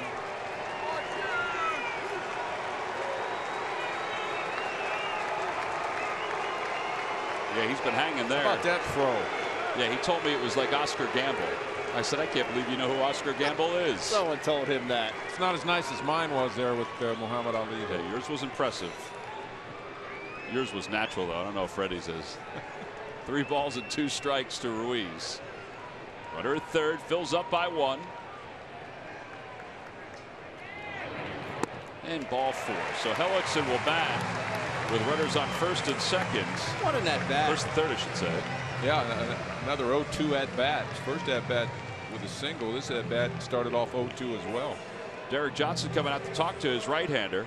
A reminder that the Xfinity fireworks shows will take place following the Friday, July 1st game against the Royals and the Saturday, July 2nd game. It's all part of a 3-game series between the Phils and the Kansas City Royals. The tickets can be purchased by going to Phillies.com. I'll be here for that one. You gonna stay for the fireworks? Probably not. Derek Johnson My driver has to be home by 9.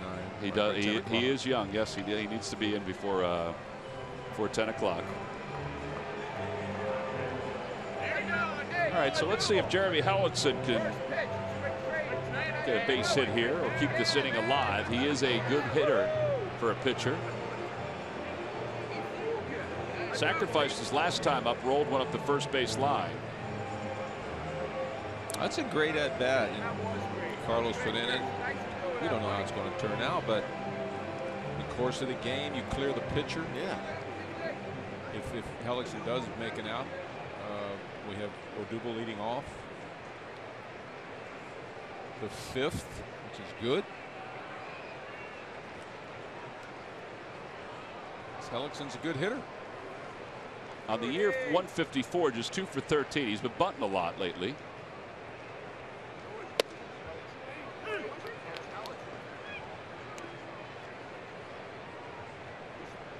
A very good hitting starting pitching staff. Got some good athletes. Eichhoff can hit. Velasquez, when he gets it, can hit it.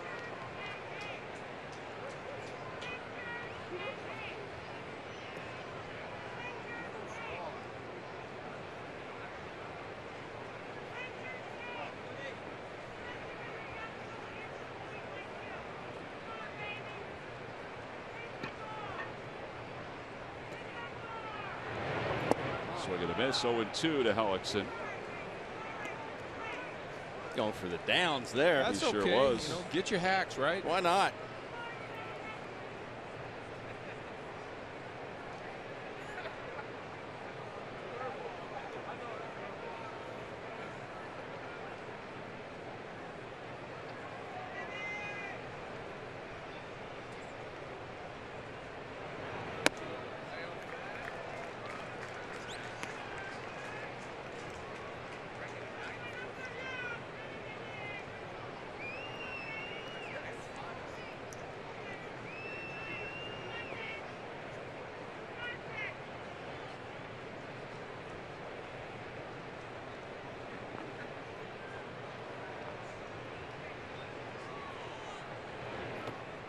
Lays off 2-2.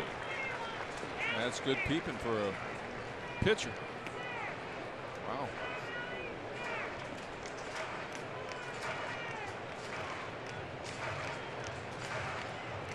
It's always been a pet peeve of mine why starting pitchers don't get more hitting coaching and more hitting practice.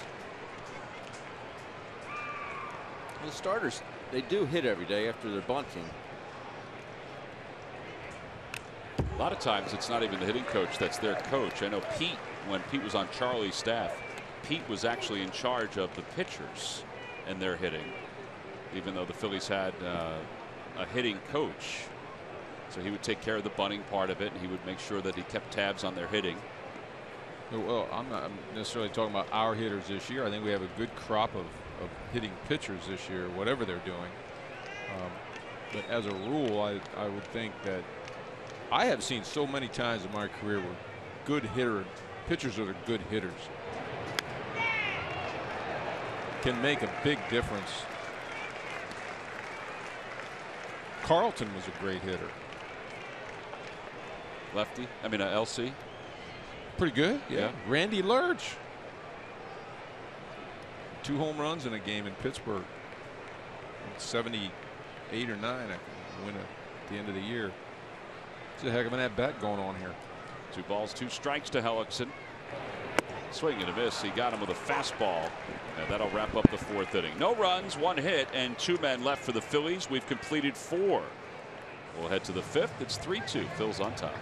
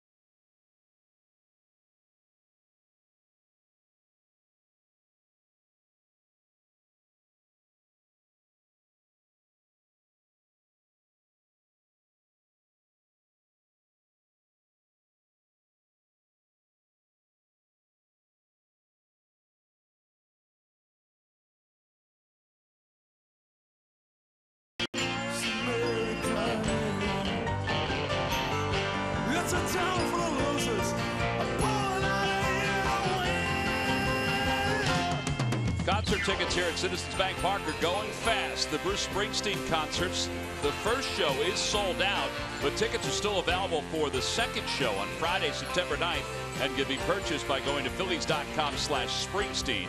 Bruce Springsteen and the E Street Band bringing the River Tour to Citizens Bank Park this September. You can also call 215-463-1000.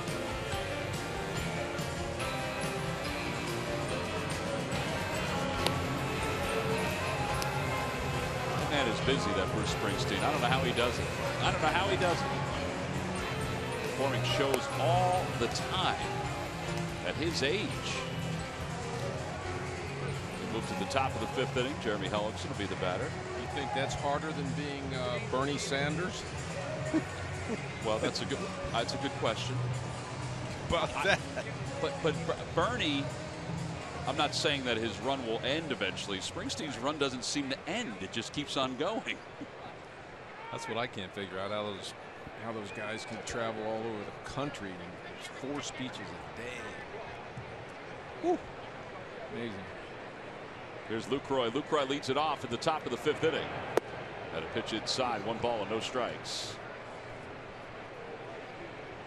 Lucroy today is 1 for 2. He's flied to center. He's also singled.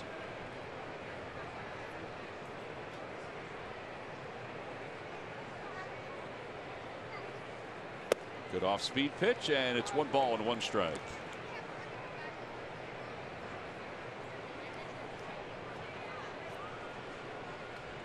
Eight-game hitting streak for Jonathan Lucroy, who is now 7 for 17 this year against the Phillies.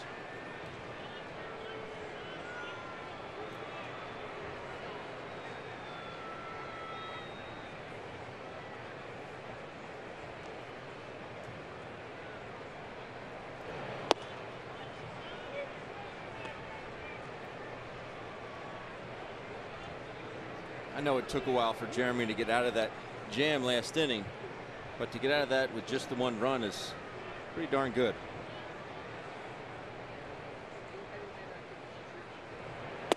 And the thought is here is to try to get him through at least this 5th inning.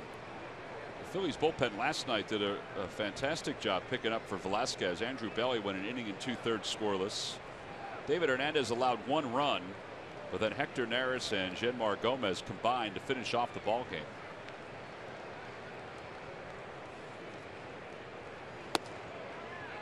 Three and 2.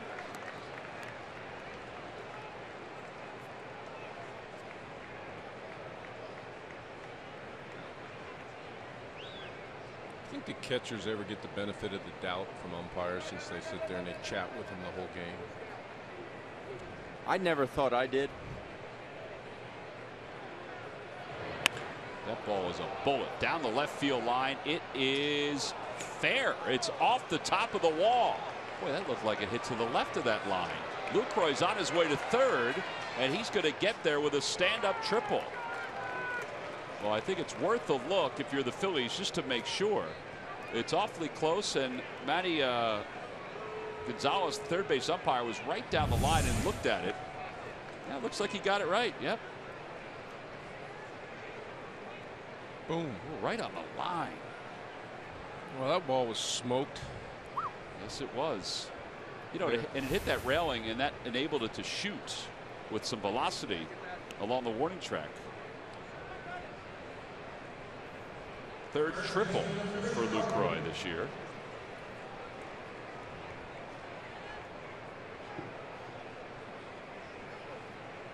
Here's where the Phillies will trade it out for a run.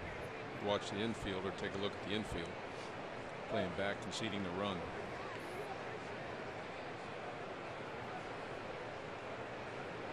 Can't say that I've seen a ball hit there. I was just thinking the same thing. Particularly that spot. I mean, that was right on the line. Heck, it was almost a home run. That's what I thought the ball was going to get out. I just wasn't sure if it was going to be fair or foul.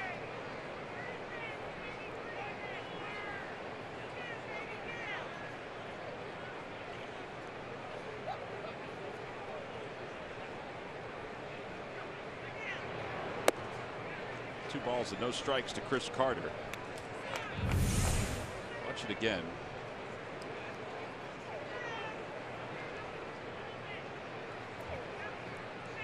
See, it hit just above that padding on that yellow line, saying it's fair, but it's not a home run. It's not high enough to be a home run. Wow, Hellickson is really pitching inside today.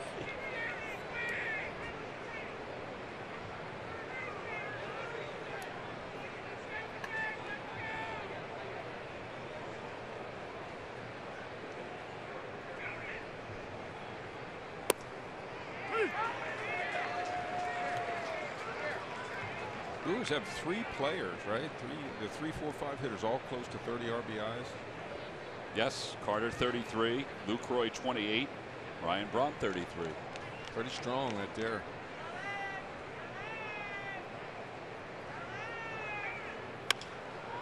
Out to right center field. That'll be deep enough to get the run home. At least it seems that way. Goodell makes the catch. He'll let the throw go. It's offline, and we are tied up at 3 here in the top of the 5th inning. 29, or excuse me, 34 RBIs now for Carter. That's just good, darn good hitting right there. Hellickson worked him over, pitched hard inside, 3 fastballs, got one for a strike, the 4th fastball, and he fought that last one off to center field. RBI. You don't leave him out there. Now Scooter Gennett, who's 0 for 2. He's grounded out twice. Once to second, once to first.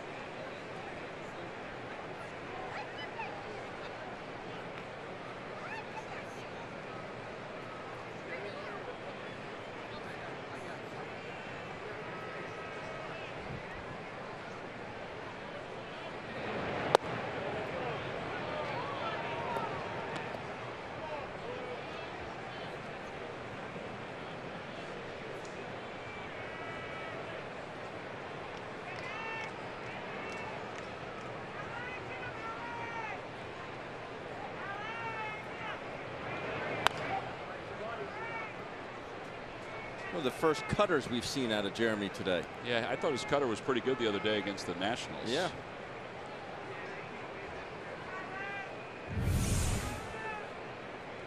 This pitch at 85. See, it's just, you don't need a lot of movement there. It was late movement. Just get in on the hands of Scooter. He did it again. Yeah. You got to use all 5 fingers with Hellickson, or what? No, huh? He just 4 pitches.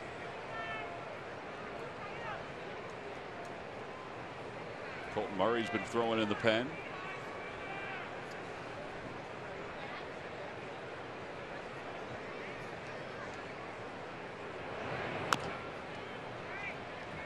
He's been feeding Scooter Gennett off-speed pitches all afternoon.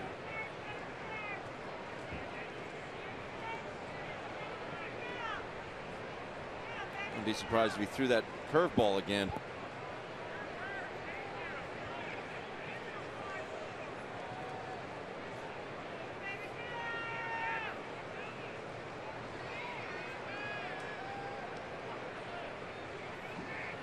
Got him. He snuck a fastball right on by him. Chooch put 2 down twice, and Jeremy shook both times and threw the heater away. Well, that's 4 strikeouts for Hellickson. Tell you, this is what you call a veteran pitching job right here. Hellickson having to throw a lot of pitches. They put a lot of tough at-bats on him. He's given up 3 runs, got out of a couple of jams, and I know Pete would like to get him through the 5th inning. You know what I mean? He needs to get one. Might give him 2 more hitters or 1, but I know he wants to get him through that 5th inning. So if we get a run in the bottom, he might have a shot at a win. Santana's 1 for 1 with a walk. He scored his last time he got on base.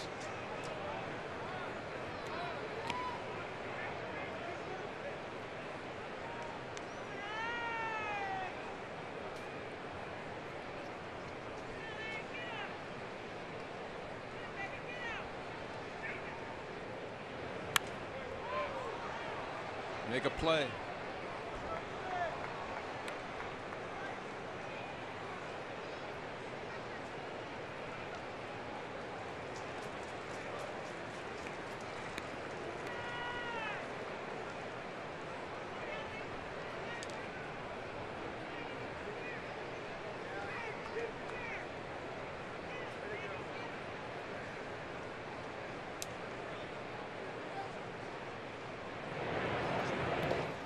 side, 2-2.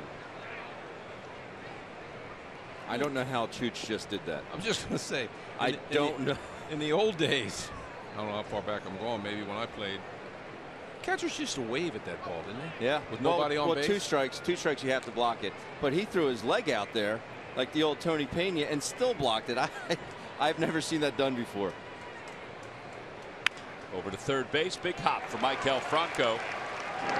And the inning is over. But the Brewers tie it up. They get a sac fly after the triple by Jonathan Lucroy. We've played 4.5 on to the bottom of the 5th. We're tied up at 3.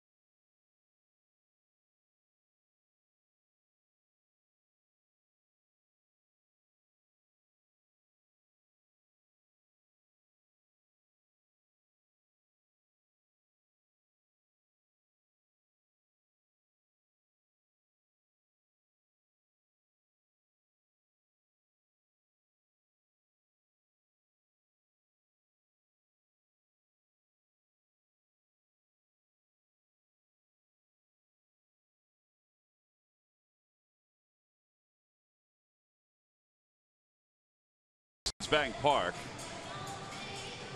Brewers just tied it up in their half of the 5th inning. Hellickson, when he went off after the top of the 5th inning, he was definitely upset with the home plate umpire, CB Buckner. He said something to CB as he walked off, but he was still, there he is right there, as he tosses his gum aside. Jeremy doesn't say a whole lot. He was trying to get the inside part of the plate a number of times during the course of the game. CB said throw the ball over the plate. Well, they want more offense.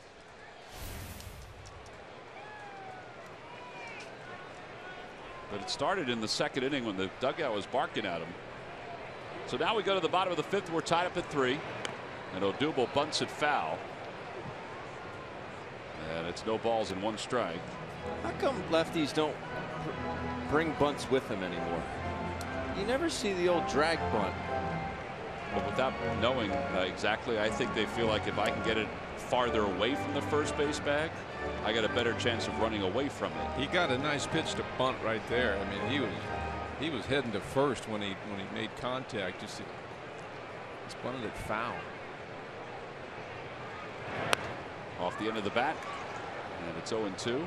I know Odubel's speed, and I see where Scooter Gennett is playing. If you get it out there, just past the pitcher in that Bermuda Triangle, he's going to beat it out.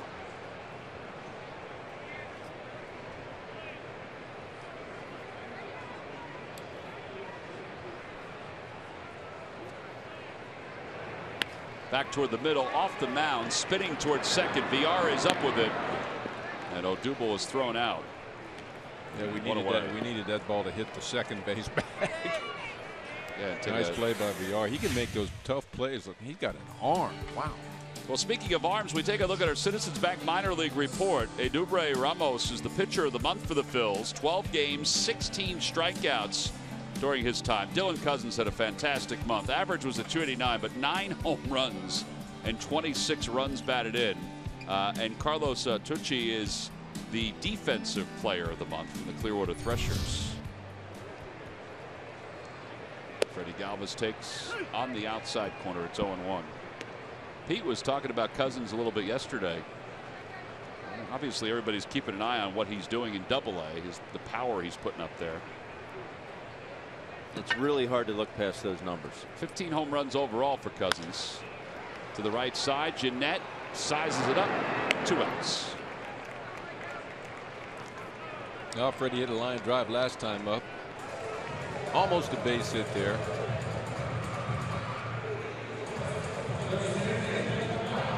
I think he needs to change that black shirt. Blue one or red one.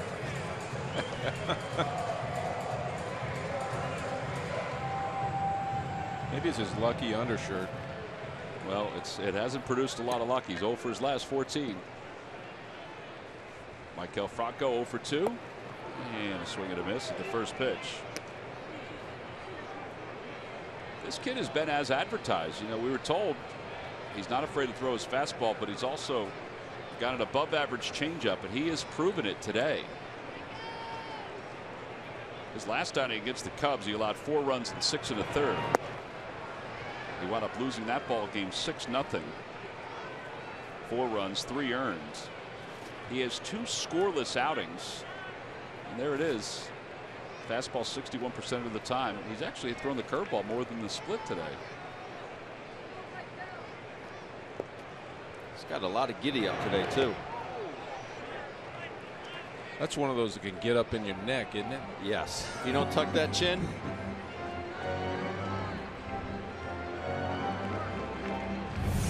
It did happen to me. Ooh. Right off the shoulder. He doesn't wear the shoulder flap either. So get you 10 yards in football. Intentional grounding. Happened to me Idaho Falls my rookie year. I didn't tuck my chin. The ball hit my throat. I finished. It was like 1 pitch. I went in the dugout and passed out. Literally passed out.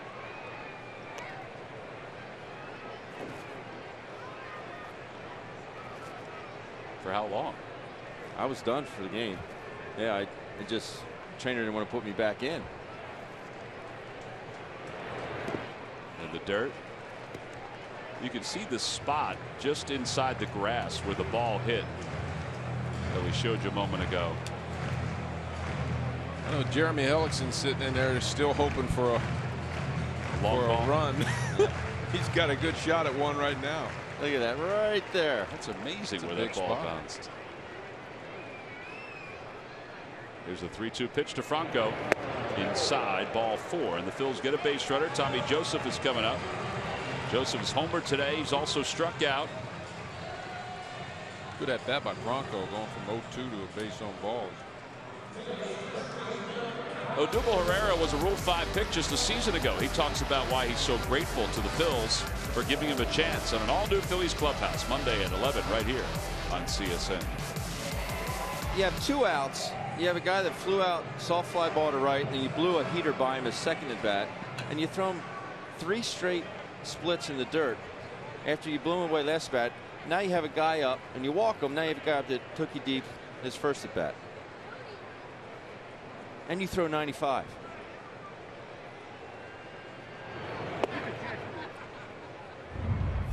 Well, here is that home run that you talked about back in the second. 3-1 cookie. And Tommy Joseph did not miss it. Oh, that's a short, powerful swing.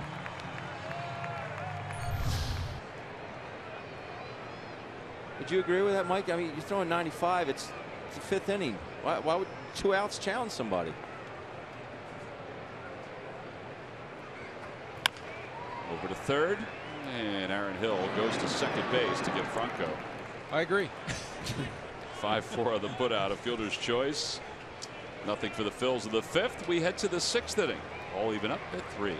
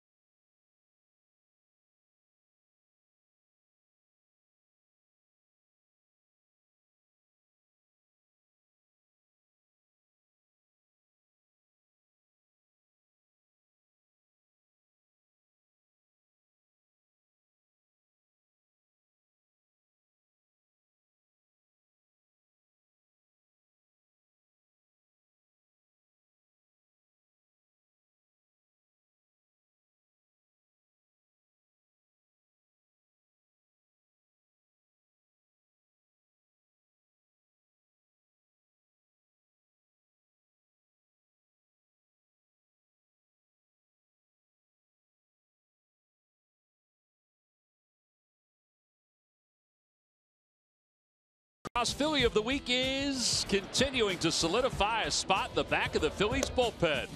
Hector came out firing on all cylinders in April, and it continued through the month of May. He allowed just 4 earned runs in his first 25 appearances. He is among the NL relief leaders in strikeouts, and he was holding righties to an .043 average coming into the homestand. The 26-year-old Neris is having fun. He's sitting down hitters, and it's brought to you by Independence Blue Cross. Live fearless. We just might see Hector Neris again today. Hector pitched in yesterday's ball game. It's a 3-3 game as we go to the top of the 6th. We are into the Phillies bullpen. Colton Murray, a 3.21 ERA. He's 0-1. And he's on to face Neuenhuis, the pitcher's spot. I would still think it's going to be Guerra. His pitch count is fine. And then the top of the order. C.B. Buckner talking with Carlos Ruiz right now. What do you think of those pitches, Carlos? Do you think I missed them? Jeremy thought they were strikes, or I thought they were balls. I wondered if CB. I was surprised CB didn't put his mask on when he was talking to him. Because, you know, if you're keen to what's going on, you know that there was some questions about the balls and strikes. So Neuenhuis, who's walked twice today, will lead it off. Off the hands, out toward shallow left field. Freddie Galvis makes the one-handed catch. And one away. That's a beautiful thing. Yes, it is. And Guerra will bat. So, Mike, did you see last night that Dr. Jim Lonborg was here? Had breakfast with he and Rosie this morning. What a beautiful lady she is. Yes, Don and I had a nice little breakfast with him before. Jim looks great.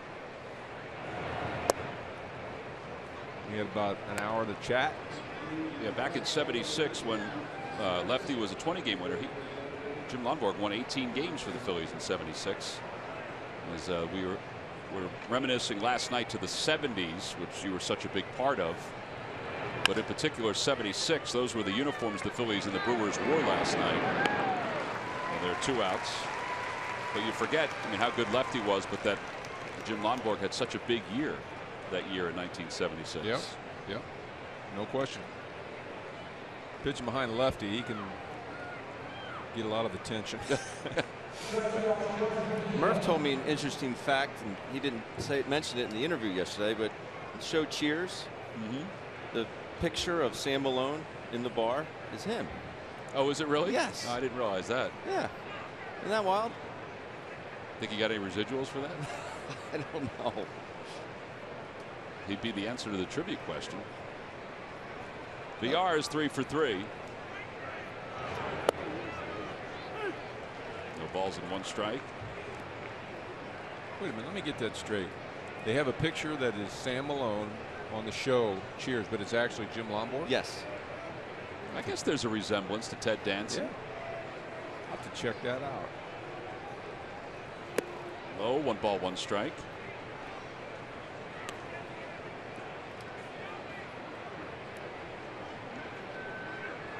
VR homered his first time up. Infield single in the 2nd. RBI single in the 4th. He's got a pretty good day going here.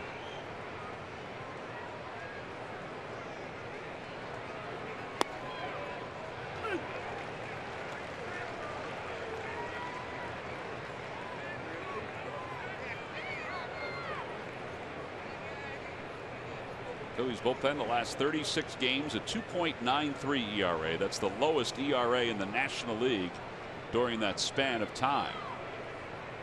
Swing and a miss, a 95-mile-an-hour fastball, and the side is retired in order for the first time this afternoon. Only 7 pitches, and we're on to the bottom of the 6th.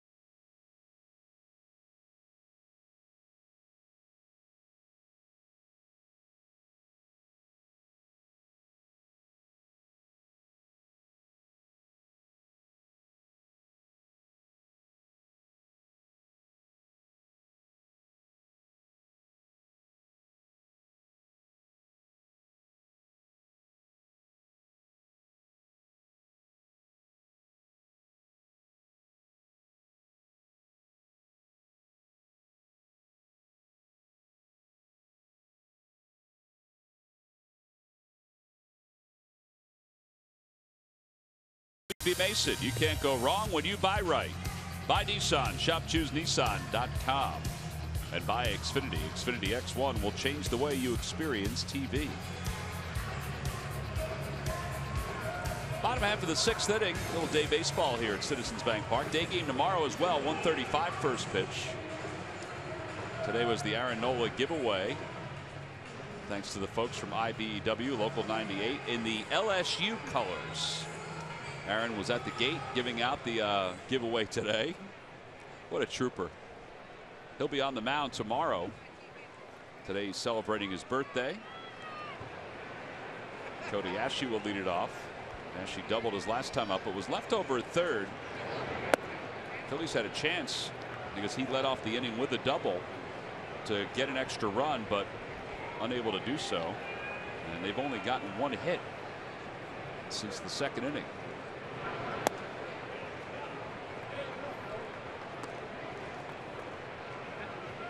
CB is getting a lot of close inside pitches to hitters, isn't he? It is, and you know, he's hearing it from both dugouts, which I think is odd because it happens every game.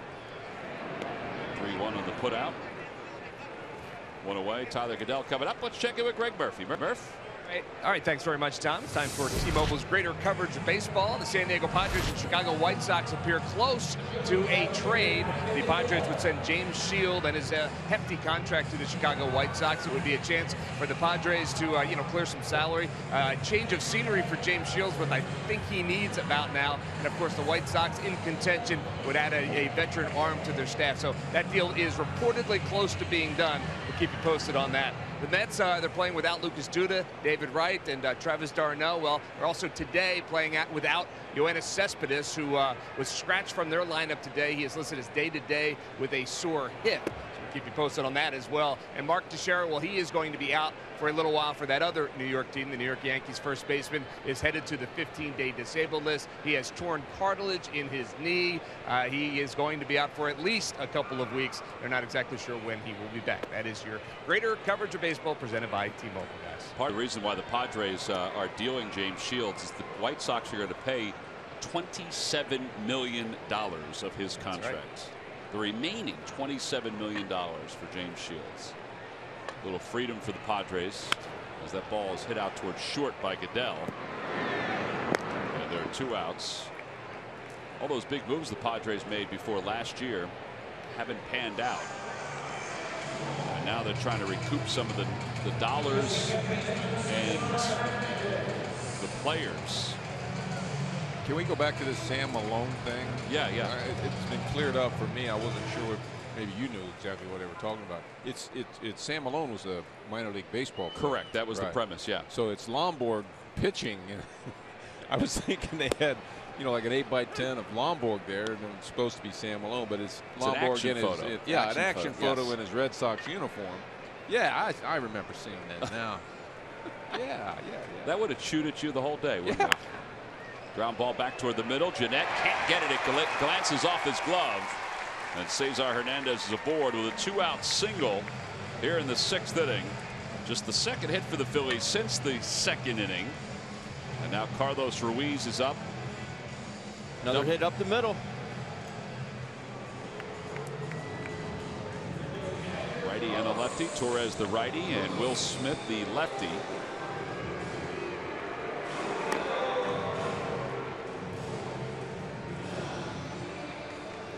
Phillies also have bullpen action, and they have a pinch hitter in the on-deck circle. Jimmy Paredes is out in the on-deck circle. If Carlos can get on here. That ball goes right on by Carter, and Cesar can get to third. Scooter Jeanette's throw doesn't have a whole lot on it, and he is safe at third base. Excellent slide. He was moving. Yeah, that was flat out speed. You say you can't outrun the baseball, but I just saw it. I mean, I literally saw a guy outrun the baseball right now. I would say with 2 outs, I'm not sure that's the smartest move. You don't want to get thrown out at third base. No, you don't. And we give umpires, grief at times. But I must say, Manny Gonzalez really gets himself into a perfect position to make this call. He gets on the other side of the bag. You see him swoop in right there, right on top of the play. Second error of the game for the pitcher. Now the Phillies have a runner at third with 2 men down.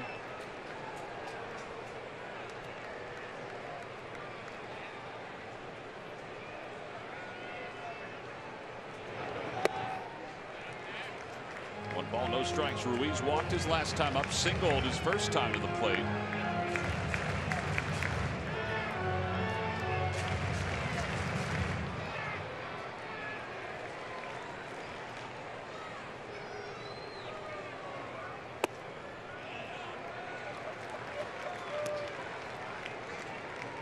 Elvis Araujo warming up.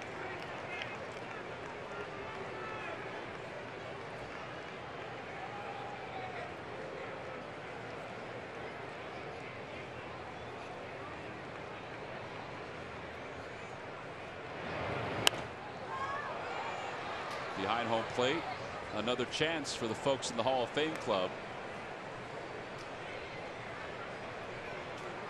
And it's 2-1 to Ruiz.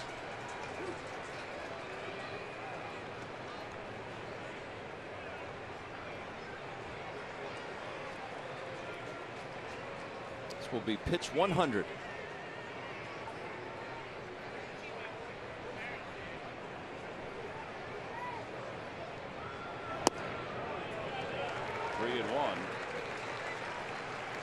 You know, when Garrett came back to the big leagues, or made it to the big leagues last year with the White Sox, he did so as a relief pitcher. You see Paredes in the on-deck circle. It was the first base coach for the Brewers, Carlos Subaru, who suggested they make him a starting pitcher, and it's worked out for them. Carlos hits it in the air to center field. Neuenhuis started back. Now he comes in. Plenty of time to get under it. And the inning is over. The Phillies leave one over at third base. It's their second base runner they left over at third today. We've played 6. We'll go to the 7th, all tied up at 3.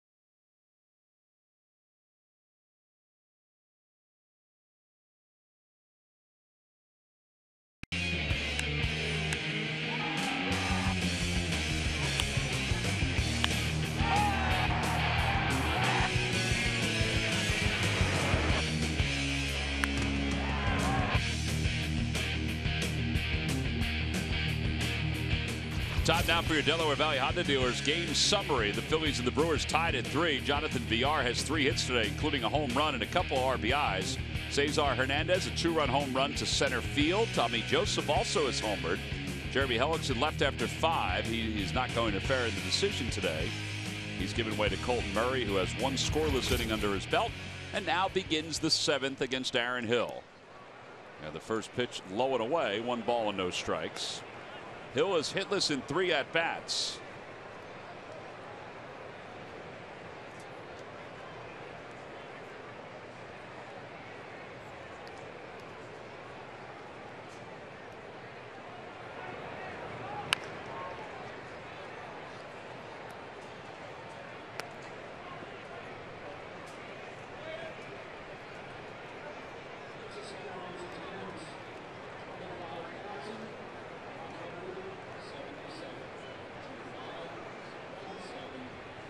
Gira, his day may be done. Talking with Derek Johnson, the pitching coach.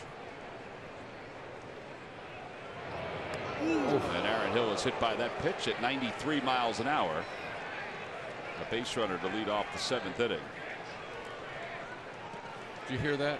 Yes. That was a thud.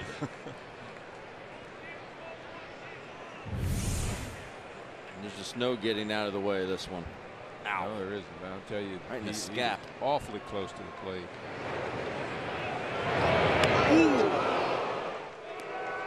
Yeah, that does sound painful. That's one of the hazards of playing our game. Being a hitter. Got out of the way of it. Very professional.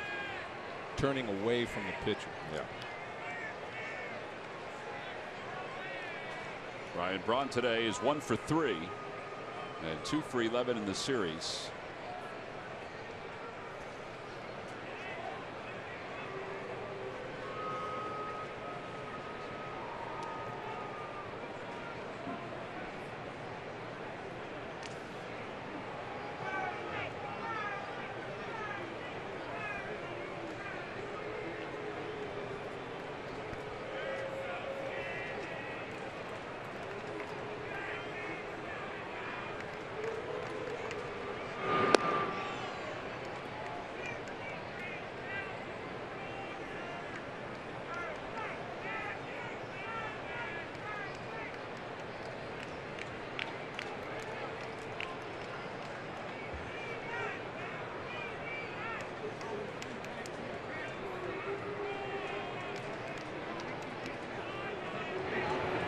Outside, 1 ball and no strikes.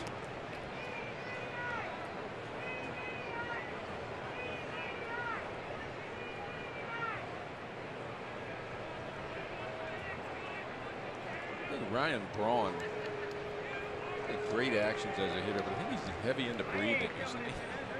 He does. To clear his mind. He does a lot of deep breaths at home plate. Off the plate, and that'll go foul, and it's 1-1.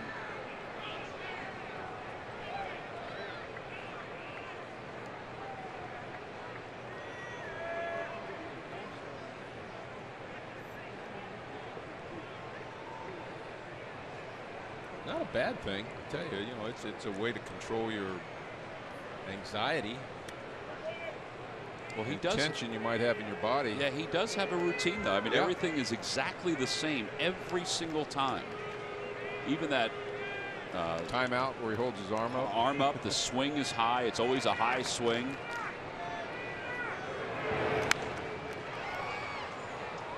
And scorched back toward the foot of the Hall of Fame club. 1-2.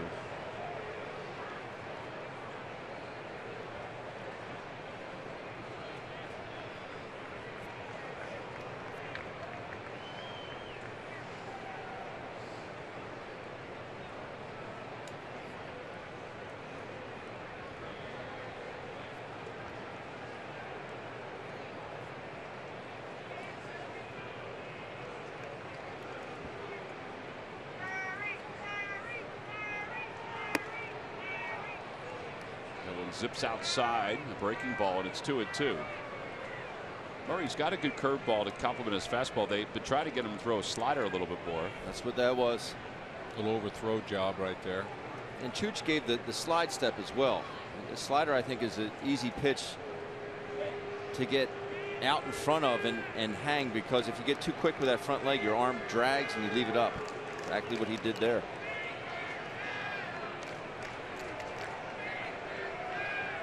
Now the 2-2 pitch to him. Fastball hit over to third. It is a foul ball, bareheaded by Franco. That's a tough call for the umpire. Yeah, last second call. And Franco's probably blocking his view a little bit. But it's a smart play to at least make the throw to first base just in case.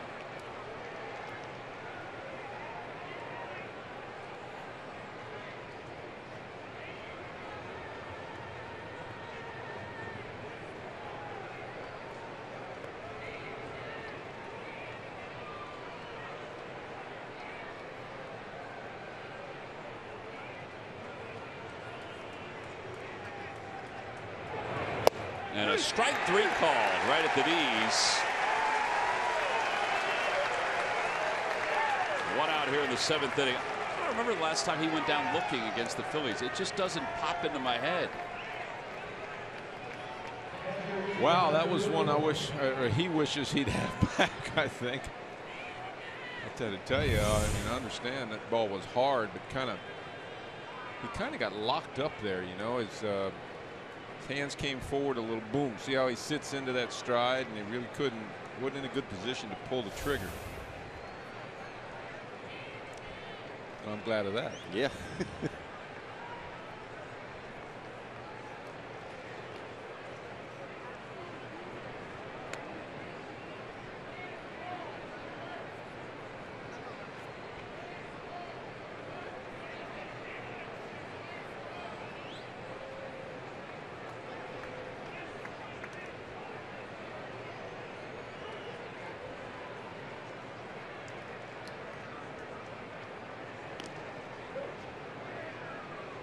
Putting a lot of energy into that throw to first base. Colton is a max effort guy. Everything he does, it's hard.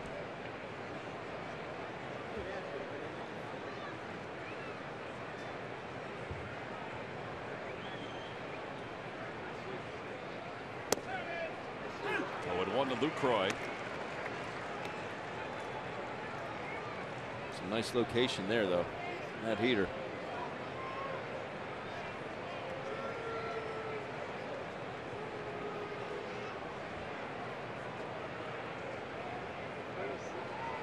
I mean, I see Lucroy as a possible hit and run guy, but he's a cleanup hitter.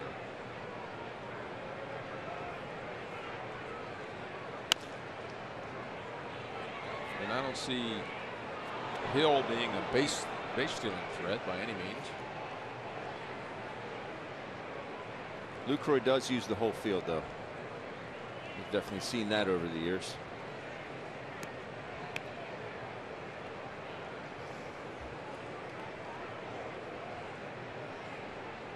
On the Toyota Major League scoreboard, the Marlins have taken a 2-1 lead over the Mets. Martin Prado, a home run. Bartolo Colon on the hill for the Mets in that ball game. No balls, 2 strikes to Lucroy. Opposite way. This guy having a heck of a year, Martin Prado. Good player. Ooh. Ooh.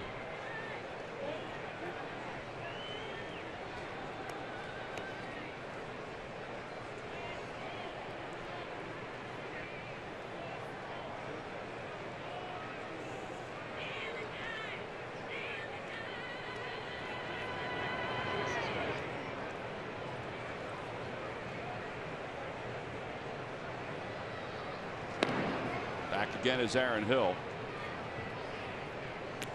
Marlins is a team where, I mean, offensively, they're a tough match for anybody in the East. The Nationals and the Mets, fortunate that they have the pitching they do to maybe neutralize them. But they can hit. It's a very balanced lineup. Pretty good hitting coach down there. Out to center field. Odubel Herrera waits for it, makes the catch. There are 2 outs. Time now for the Jeep Stump the Fans trivia quiz answer. All right, guys, here we go. Who are the 2 players ahead of Ryan Braun on the Brewers all-time runs scored list? Robin and Paul. Robin Yount and Paul Molitor are correct. Robin Yount, the leader, with 1,632 runs scored. Log back on to Phillies.com to find out if you're the winner of a Phillies prize pack. Now, you both also wrote down Cecil Cooper. No, Ben was on that one. Good. I wrote it down because Ben told me or had good it pickup. written down. Excellent hitter. This is my second one. Cecil Cooper, by the way, is fourth on that list. Jim Gantner is 5th. I don't feel so bad for getting it wrong then. Former Phil Don Money is 8th on the list for Brewers.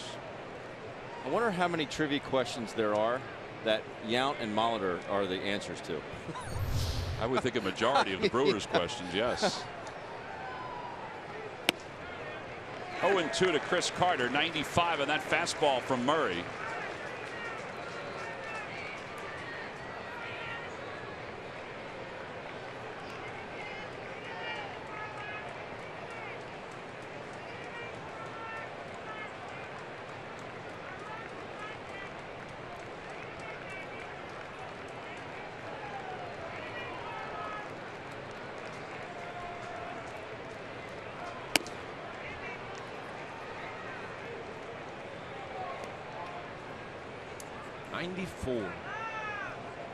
He's topped at 96 in this inning. Colton gets it up there.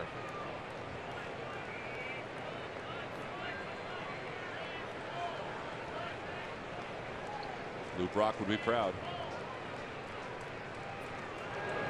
Way outside. There's 96. He pulled it too much, though. It's 2-2 now to Chris Carter, with Aaron Hill waiting on deck, or waiting at first base, and Scooter Gennett waiting on deck.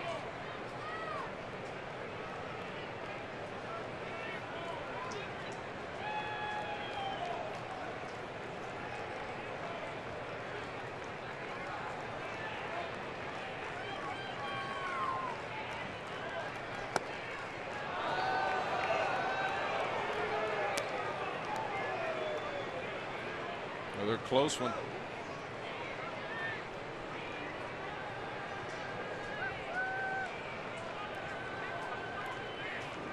It was funny there. Pete motioned over to Tommy Joseph to hold him on. 3-2, 2 outs. Just their thought is he's dead pull hitter. Runner goes, pitches outside, ball 4. So hit batter and a walk. Sandwiched around a couple outs, and now Scooter Gennett is up with 2 men down and runners on first and second in the 3-3 game. Bob McClure coming out to chat with Colton Murray. Bullpen is quiet right now. Araujo had been warming up. That was in case Colton Murray's spot had come up in the order. Gennett is hitless in 3 at-bats. He's grounded out twice, and he is struck out. Now here's the thing about Gennett. He grounded out and struck out based on the off-speed pitches that Hellickson threw. You got a totally different style out here now with Colton Murray.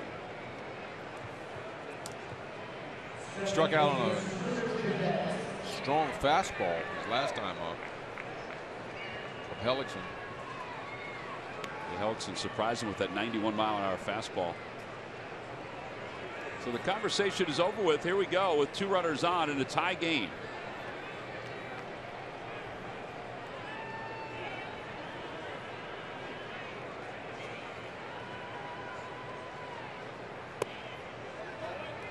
Where the infielders are all yelling at each other. Keep the ball in the infield. Dive on it. Keep it in the infield.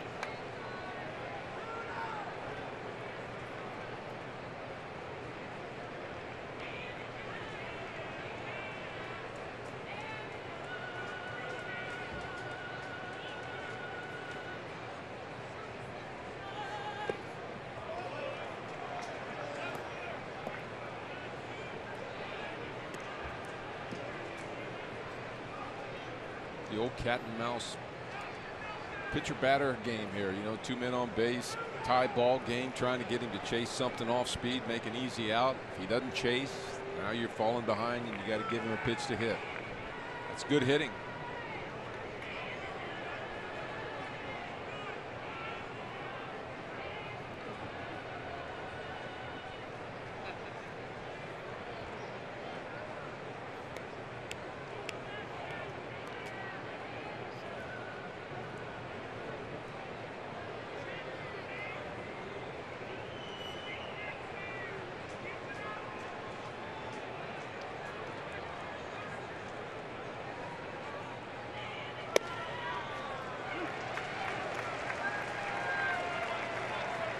Good 2-0 pitch for Colton Murray there. Paint on the outside corner.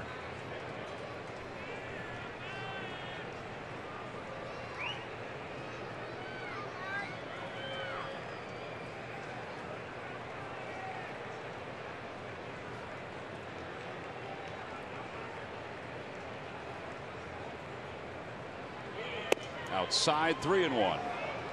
Domingo Santana is on deck.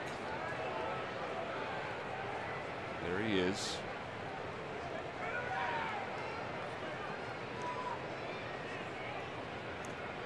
the mindset of a pitcher, I've never been able to figure it out, and I've been in this game for 40 years. I always thought I had, but like right now, would you rather start over with the bases loaded and the right-handed hitter than stick one right down the middle of this guy? Ben wouldn't.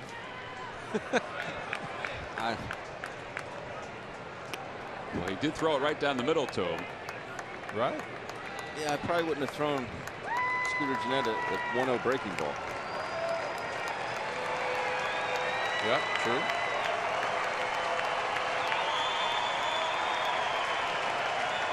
I just think Colton, for his stuff, I think he works too hard to trust it.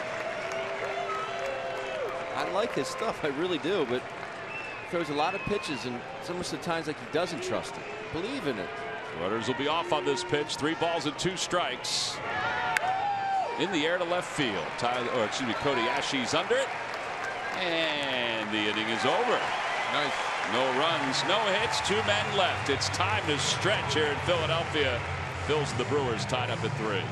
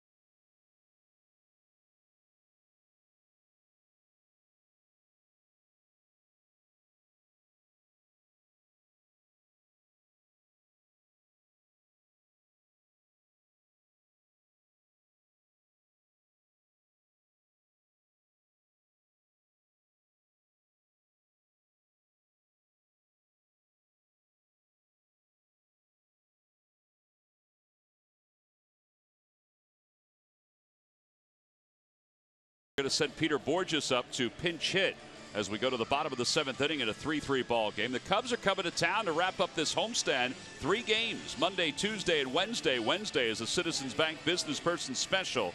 Tickets can be purchased by going to Phillies.com. Only time this year the Cubs will be in Philadelphia to take on the Phillies. Iggy is taking some selfies out on Ashburn Alley. Look out.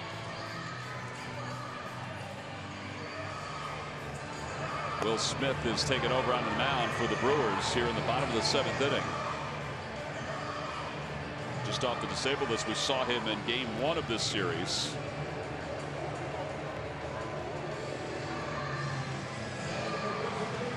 And here's Peter Borges.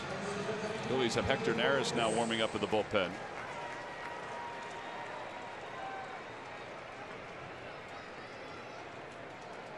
Borges 5 for 46 in his career as a pinch hitter. Corners pinch in just a little bit, and you see what Smith did against the Phillies in his relief appearance to start this series. Good low 90s fastball, very good slider. Off the end of the bat, popped up. First base side, and Carter is there. Pitch one away. So Borges is retired. And Odubel Herrera is coming up.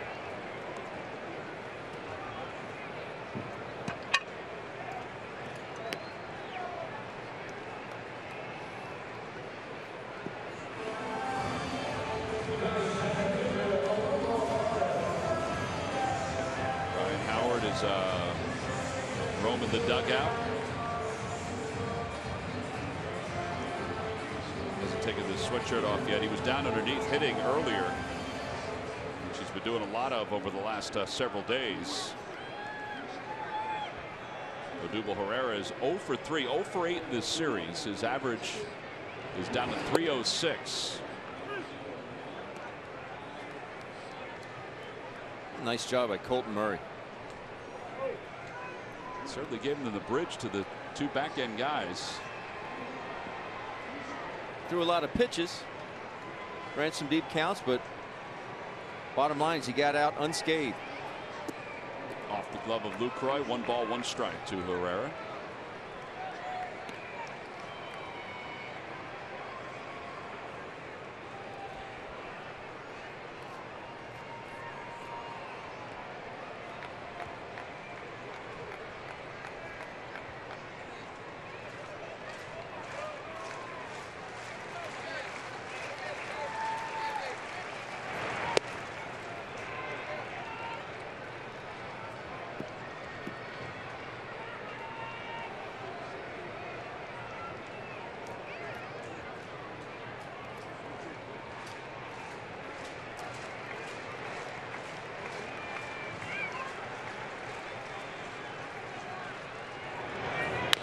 Tapper over the mound. Scooter Gennett has it, flips to first. Good play. Yeah, it was a good play. Any hesitation at all, any bobble, any hesitation, Odubel safe. Sprinting towards third base on that play too. Here you see the replay. He's got to get enough. A short hop too. Yeah, a short hop. Very nice play. Well, now 2 outs, and here's Freddie Galvis, 0 for 3. As that bat came from the left side of the plate. Pop out, line out, ground out.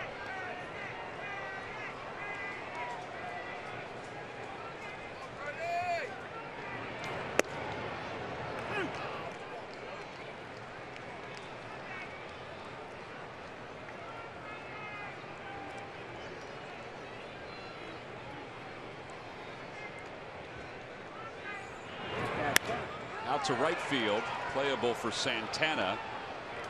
And Will Smith has a 7-pitch 7th inning, and the Phillies go down 1, 2, 3. We played 7 here on the Saturday afternoon. We'll head to the 8th with the Brewers and the Phils tied up at 3.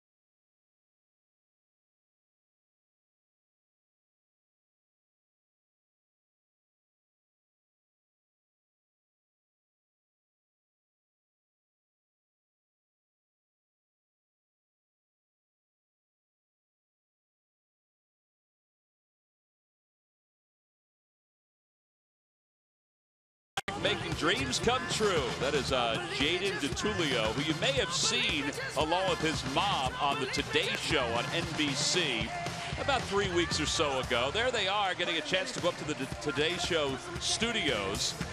They were granted a wish to have Jaden's room redone as part of a makeover from the folks at the Today Show and Sherwin-Williams. And they also did the mom's room as well. They're from South Jersey. Jaden was in the NICU for 500 days after he was born, went through an assortment of surgeries, and he was promised an opportunity to meet the Philly Fanatic, and this is what he did earlier in the day when he first met the Fanatic. And how excited he is. And then he gets a chance to dance with him on top of the dugout here at Citizens Bank Park. Jaden, you did a heck of a job. You made the Fanatic look good. Here's Hector Neris as we begin the top of the 8th inning in a 3-3 game.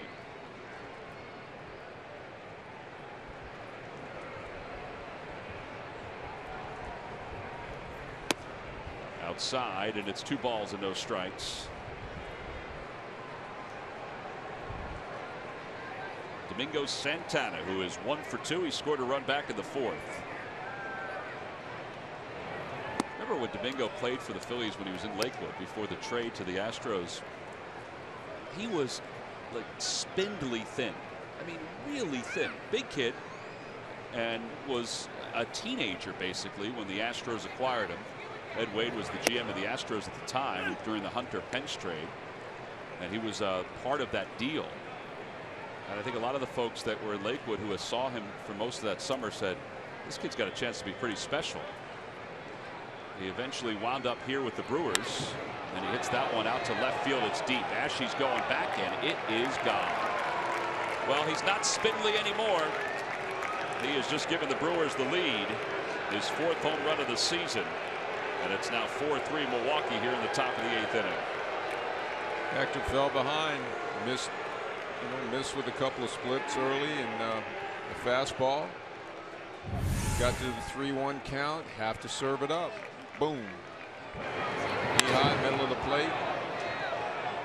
That boy's not spindly anymore. Nope.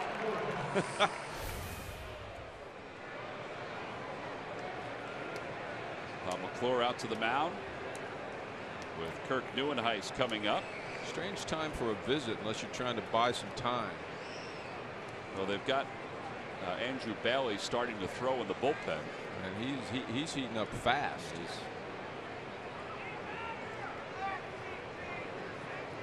Santana just off the disabled list with that strained right shoulder. Some relievers would amaze me when they would come to a game.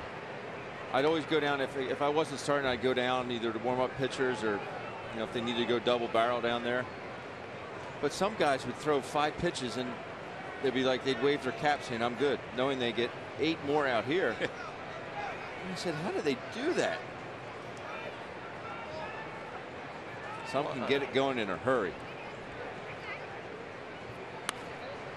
Ball is hit toward first, caught out of the air by Tommy Joseph. 1 away.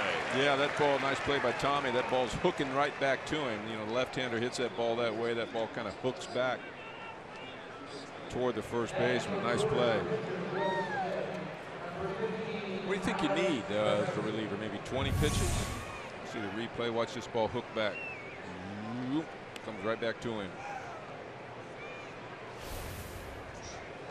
20. Well, the actual catcher is down. I wouldn't say you need that many as a reliever.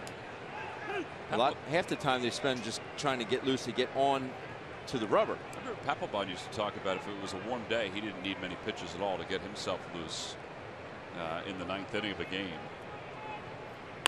Ground ball over to second base. Cesar throws out Presley, the pitch hitter. Phillies baseball is brought to you by Toyota. For great summer deals, visit your local Toyota dealer or buyatoyota.com. Toyota, let's go places. By McDonald's, jumpstart your morning with a hot or iced McCafe coffee, now starting at just $1. And by your local Ford stores.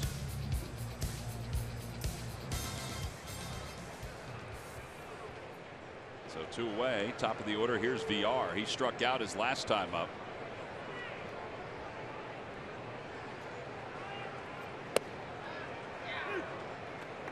Whatever Bob McClure told him, it's working.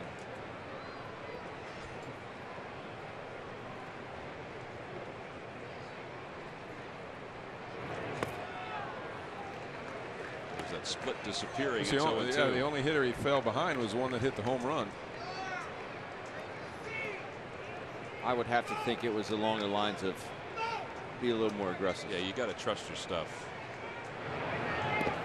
There still is an evolution to Hector. I mean, he has to. I thought it was interesting. Larry Anderson was talking about it today. He said there were times during his career early on, before he really grasped how good his slider was, that he didn't trust himself, that he was getting guys out, but then if there was a little bit of doubt that crept in, it would cause him problems. That one's over the mound.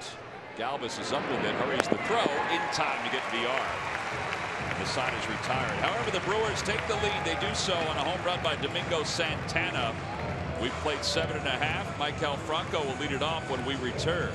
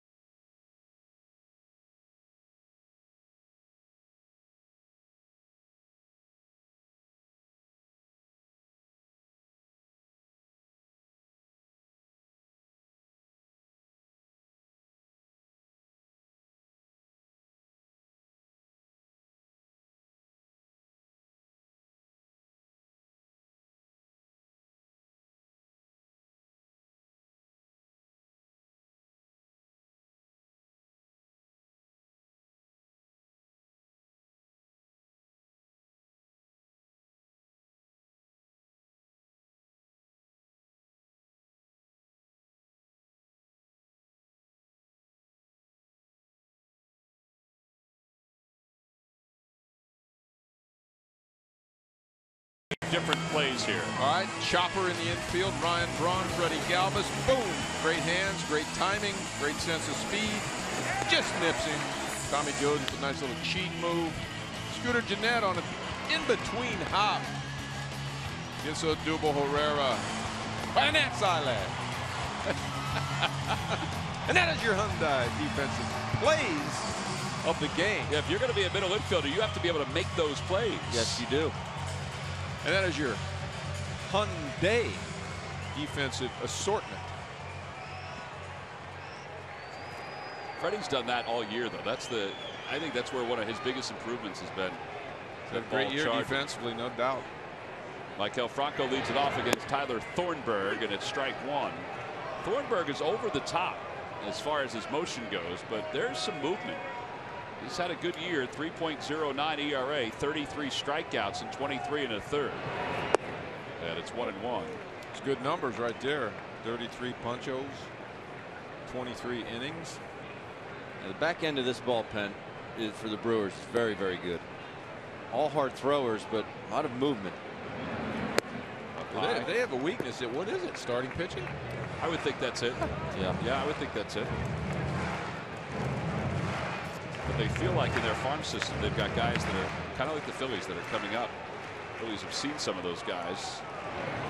That ball's out towards center field. Going back on it is Neuenhuis. He just missed it.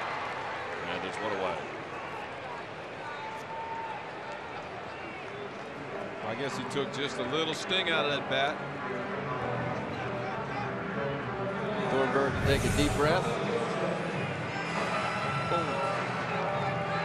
Kale did everything he could to try to get on top of it, drive it. That's a tough ball to hit. That, you know, like letter high heater with some cheese on it. Yep. Tommy Joseph homered his first time up. Phillies had a 3-1 lead in this ball game after trailing it 1-0. And Joseph pops it up. Lucroy eventually makes the catch. He and Aaron Hill bump into each other. I'll have a little. What is he saying? You're a hog. I called that ball. Never had a problem with giving this to the third baseman. You guys are always running in on it. I'm always trying to catch up to it.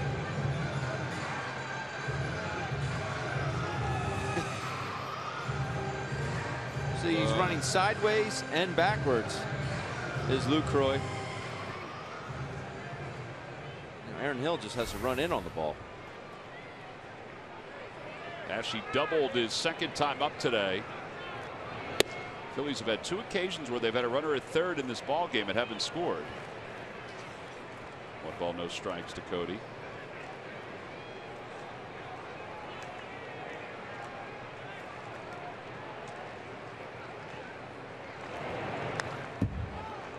Ball, 1 strike. Swing. Boy, gets matched when you're heading the count like that. Turn it loose.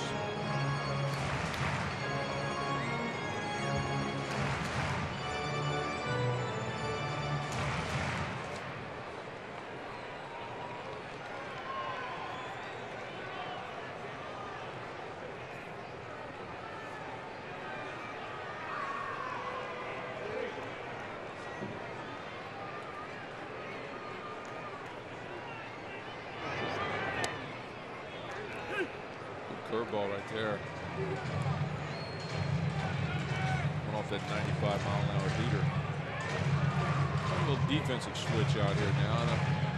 Let's see deal on that. Make sure he doesn't lay one down. Oh, okay, got you.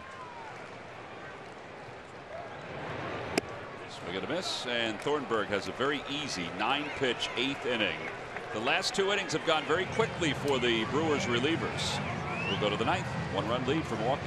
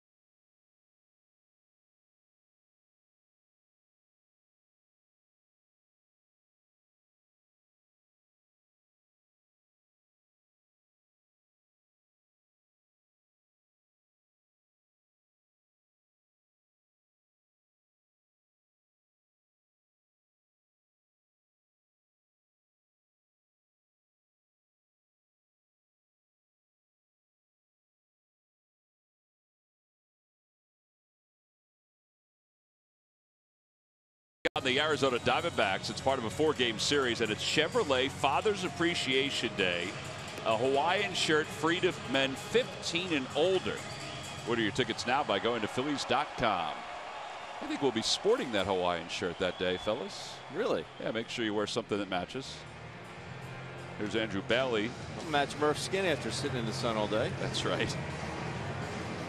Ellie to pitch the 9th to try to keep this at a 1-run game. We have said that a few times on this homestand. Phillies trying to keep a deficit at 1 run. We said it in game 1 of this series, and the Brewers tacked on 2 more. Aaron Hill leads it off. We said it in one of the games against the Washington Nationals. It was a 2-1 ball game, and the Nationals scored 3 runs in the top of the 9th inning.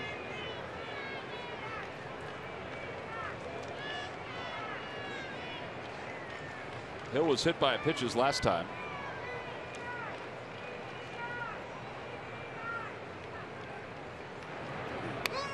One ball, 1 strike. Good numbers on Bailey. 3-0 with a 2.30 ERA. Hitting in 2/3 scoreless in yesterday's ball game. I don't like the walks, but Ben, you can't have everything. Can't have everything, Tom. Swing and a miss, 1-2. Pretty good movement on that. I have noticed the last couple games he's had a slight cut to that fastball. I like it. That had a cut about a foot.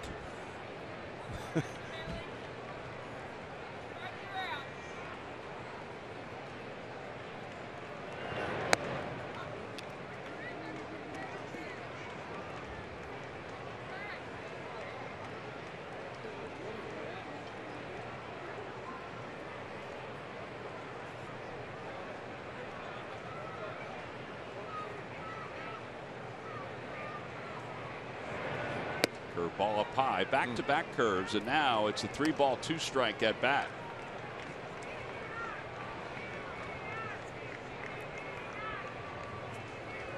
Ryan Braun on deck. Well, you get yourself a nice fastball to hit right here, don't you? You would think. Popped him up. Ruiz off of the mask, but that's going to be back in the Diamond Club.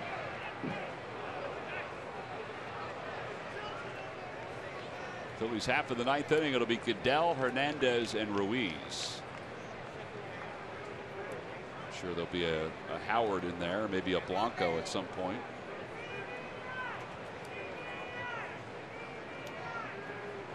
A Rupp.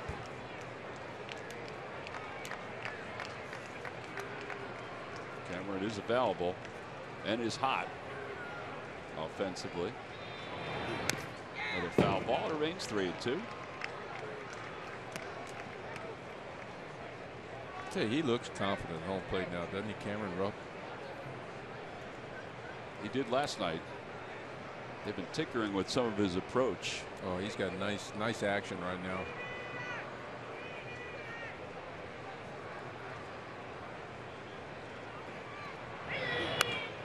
Uh-oh. That one is back near us. Oh, that's the highest one I've seen in my career here broadcasting. That was coming right back into one of the booths, either into. You better stay alive now. My guy next to me here wasn't watching that. Yep. It was close. It went off the facade. Here we go. What? You've, I'm sure, seen one up there, right? We saw one go up there last homestand, but that had a good angle of coming into the TV booth next door, the Brewers booth, with Brian Anderson and Bill Schroeder.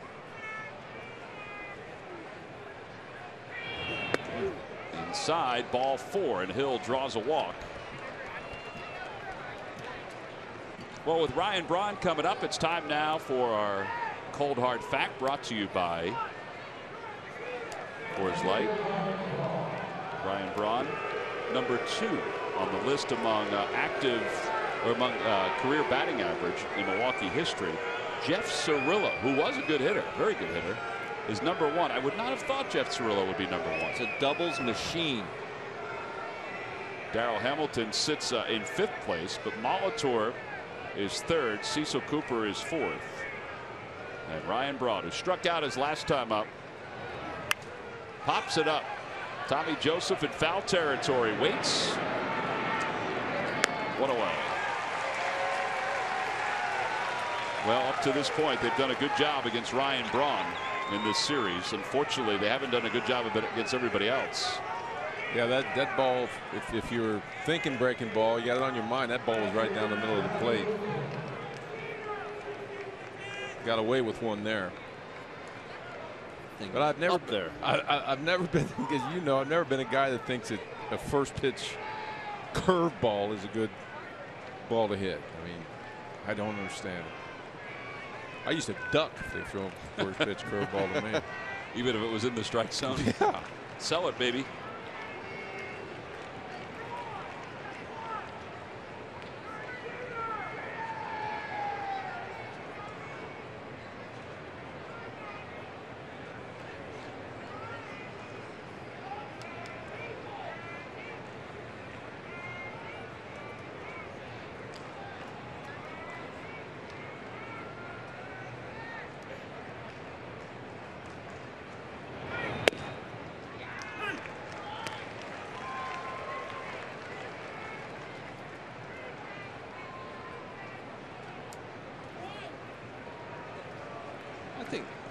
I do think you can be too right-handed dominant.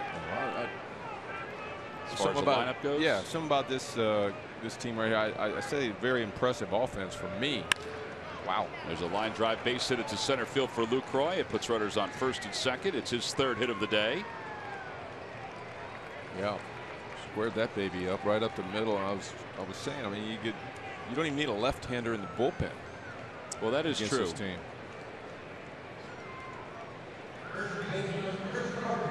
3 hits today again for Jonathan Lucroy. Lucroy 3 hits today, 6 hits in the 3 games so far in the series. And now Chris Carter. Blue Jays same way. Toronto Blue Jays dominant right-handed all the way. Yes. They can mash. We were too. You know, back in the Luzinski with me and Luzinski, myself, Maddox, Boone. Bake used to be a key guy in that lineup. Bake McBride, you know, he did third one day and I'd hit third the next, but having Bake McBride, a 300 hitter right there in the middle of us, just changed everything. That's true. I mean, having somebody in the middle changes it for you guys. That was. Yeah. I mean, you had guys like Boa who were switch hitters and Pete Rose who were switch hitters, but having a guy in the middle to break it up. No balls, 1 strike to Carter. 0 for 3, but with a sac fly, and he lays off this time. Every time the Phillies pitchers retire the opposition 1-2-3, Comcast will make a contribution to Phillies charities. Phillies baseball is brought to you by Xfinity. Xfinity X1 will change the way you experience TV.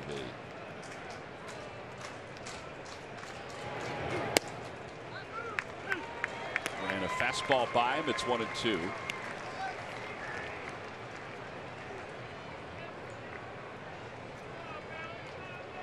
Pete Buchanan hoping to get through this inning and keeping it at a 1-run lead. Craig Counsell knows he's got a lights-out closer. And Jeremy Jeffress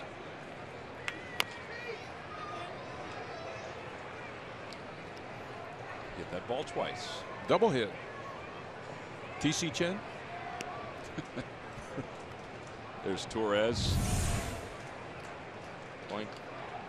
Boink. Still remarkable to think back to the World Series when Hunter Pence did that. He got a base hit on it.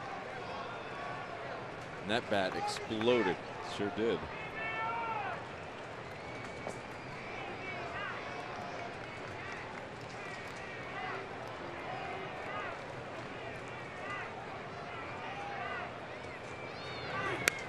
Try to get a fastball by him again. 93 on that one, and Carter stays alive. Well, Bailey, as we said, an inning and 2/3 yesterday, and now 17 pitches here today in the top of the 9th.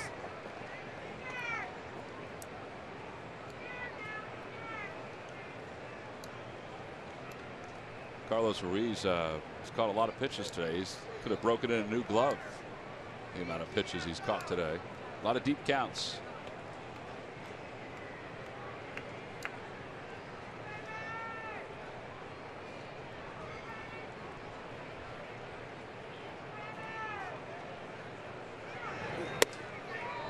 Two and 2.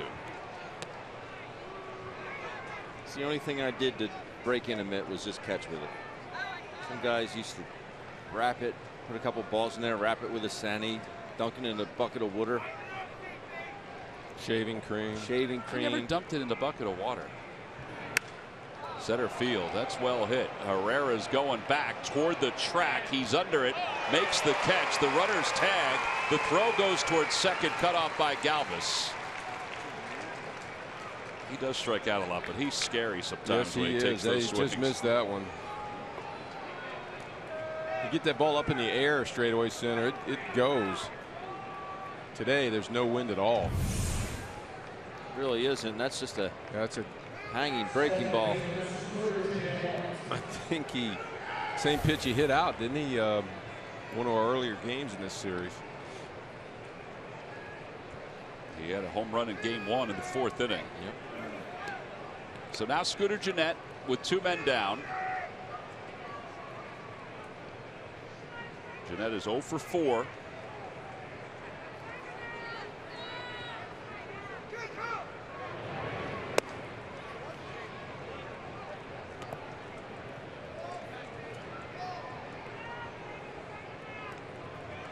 Need to do whatever you can to keep this a 1-run ball game. Have to.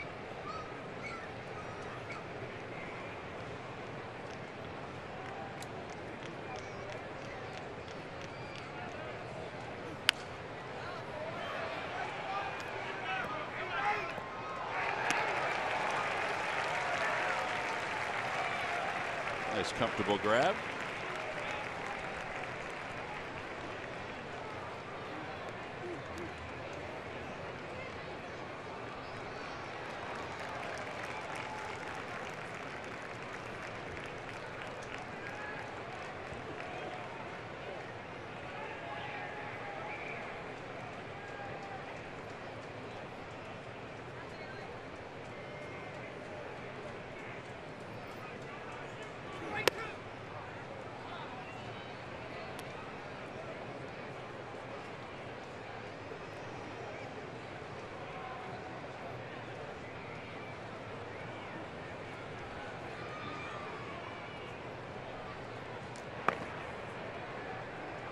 Torres now is throwing a little bit more than Jeffress. Jeffress is probably ready to go. Jeffress number 21.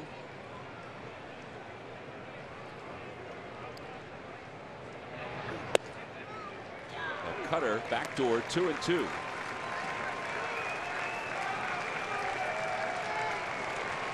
Andrew Bailey trying to finish off the top of the 9th inning. Runners lead off second and third.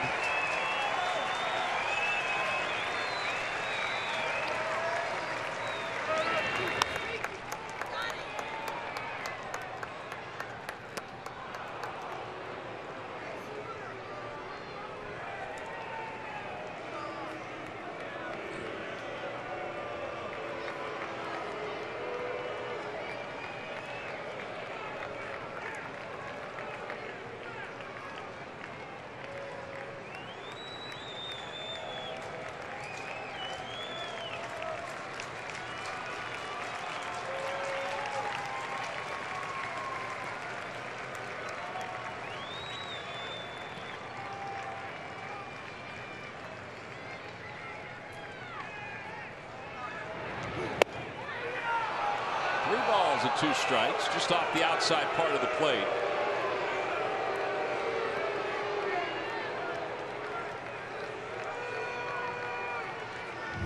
Heck of a take right there. Yeah. Take a look. It's out. Boy, that is really close. Really close. I don't know how he didn't swing at it. Exactly. How do you not swing at that pitch? Unless you're looking for something else and get completely fooled. Back toward the middle, a base hit to center field. 1 run is in. The second run will score. It's now a 6-3 Milwaukee lead. After not getting the call on the 2-2 pitch, Scooter Gennett is able to loop a single to center field to build the Brewers lead up to 3 runs. It's a fastball down. Well, had just a little cut on it right there. 3-2. Amazing what a better hitter you become. 3-2. You got to challenge you. Well, you know, in reality, he didn't have to. I mean, I know he figured he could get him out. But the guy behind him coming up just hit a home run. This guy, goes Santana. Santana is 2 for 3 today. 2 runs scored. The home run gave them the lead 4-3.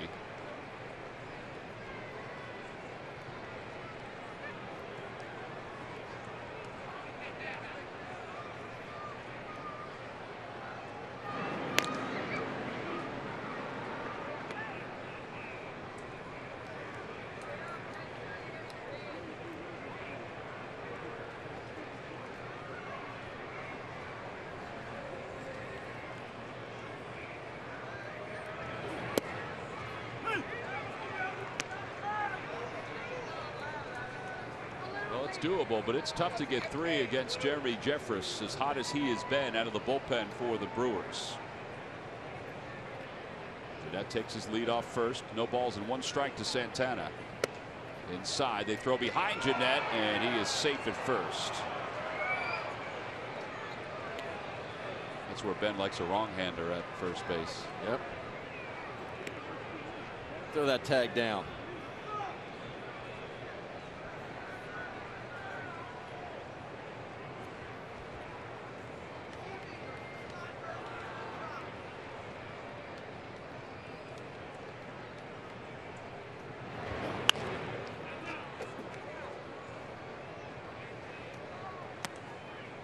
Dave Dittinger today did not make the clean play over on the third base camera well. Although, you know what? That ball was hit pretty hard. I don't know if I would have either. Oh, look at that. Dave, that's not good. We got dentage. Gonna have to call the dent doctor. 1 ball, 2 strikes. And the pitch to Santana. And a strike 3 calls.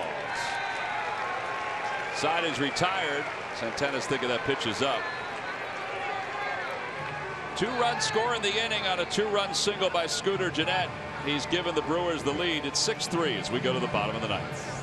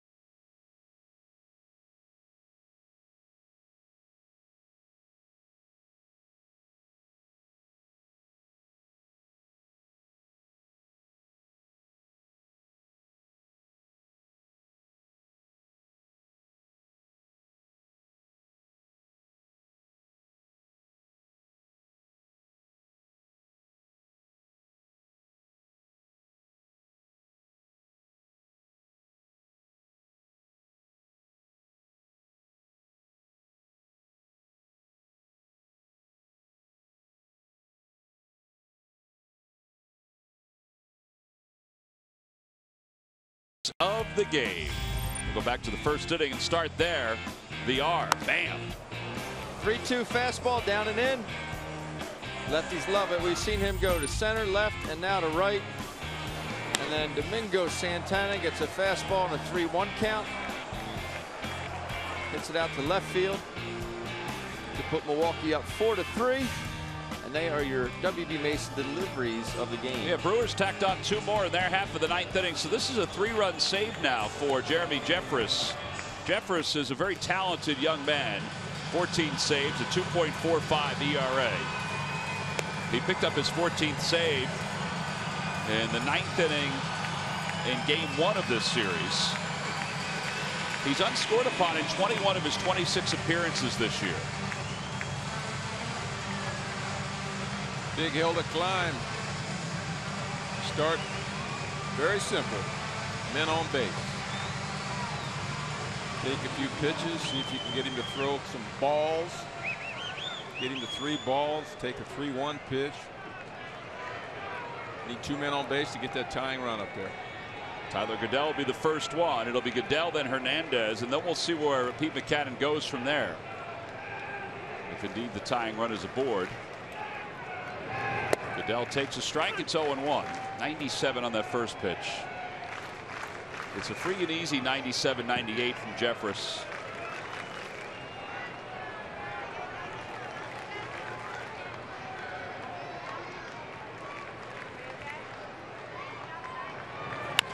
Over to third base. It turns out to be a big hop for Aaron Hill.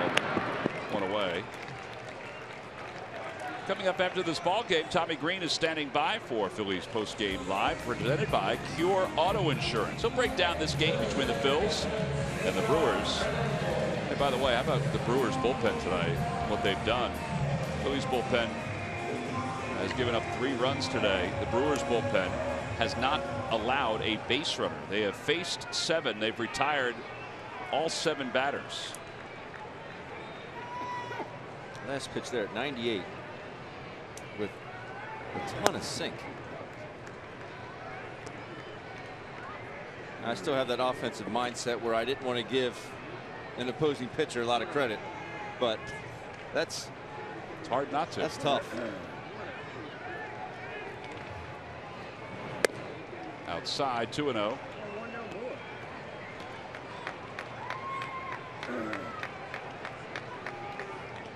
2 1/3, no hits today for the Brewers bullpen. 4 innings last night, no hits.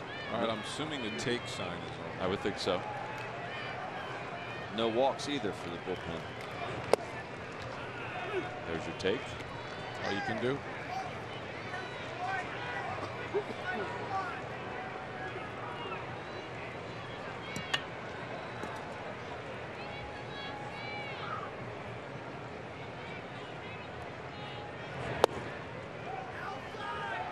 Take sign again.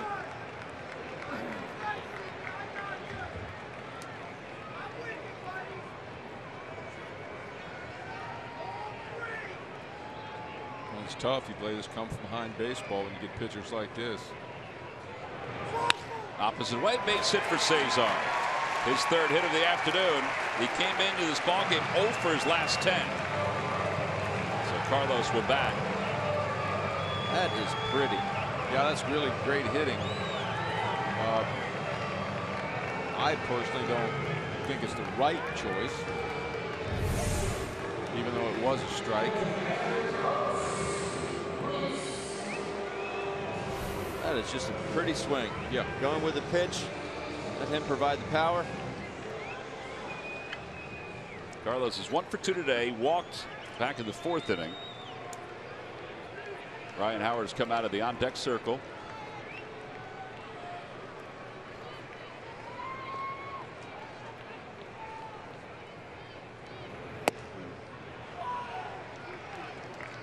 Reminder, we're back here tomorrow. 1:35 is the first pitch. We'll be on the air at 1:30. And don't forget the big Sunday show.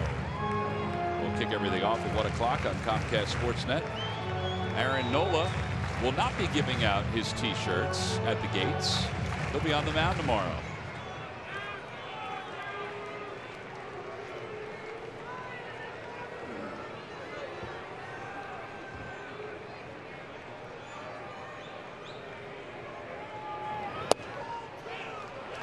That's some good umpiring right there. Whoo, he's had a lot of close pitches.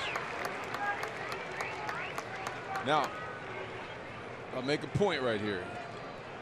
Carlos has to take. And I don't know if it's the way that they're playing the game nowadays, but we got to get to ball 3. We got to give this pitcher a chance to put a runner on base. Nothing you can do. If he throws that a little low, you go to the 3-0 count. You got a chance to tie the ball game up, right? You don't have a chance to tie this ball game up unless you get the tying run to home plate.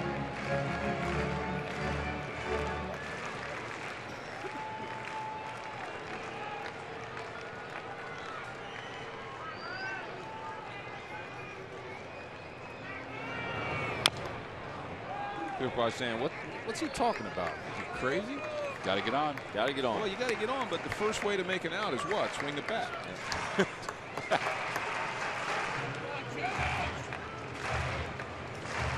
mentioned it, Tom. It has been a long day for Chooch. 182 pitches today. Phillies pitchers have thrown. People never think about that, right? All the bam, bam, bam, catching those pitches all day. 182.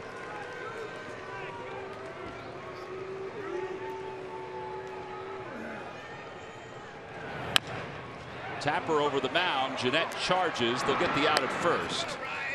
And Cesar's up to second base. 2 away. And here comes Ryan Howard. Last chance for the Phils.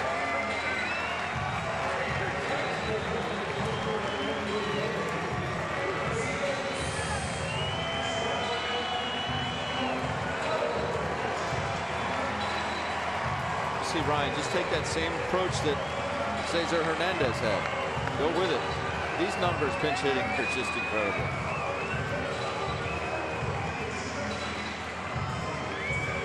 Thought they might have used Blanco here to then maybe extend the inning.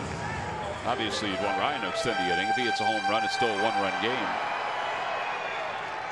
But Pete has decided to use Howard in this spot. Howard 152, 8 home runs, 19 RBIs.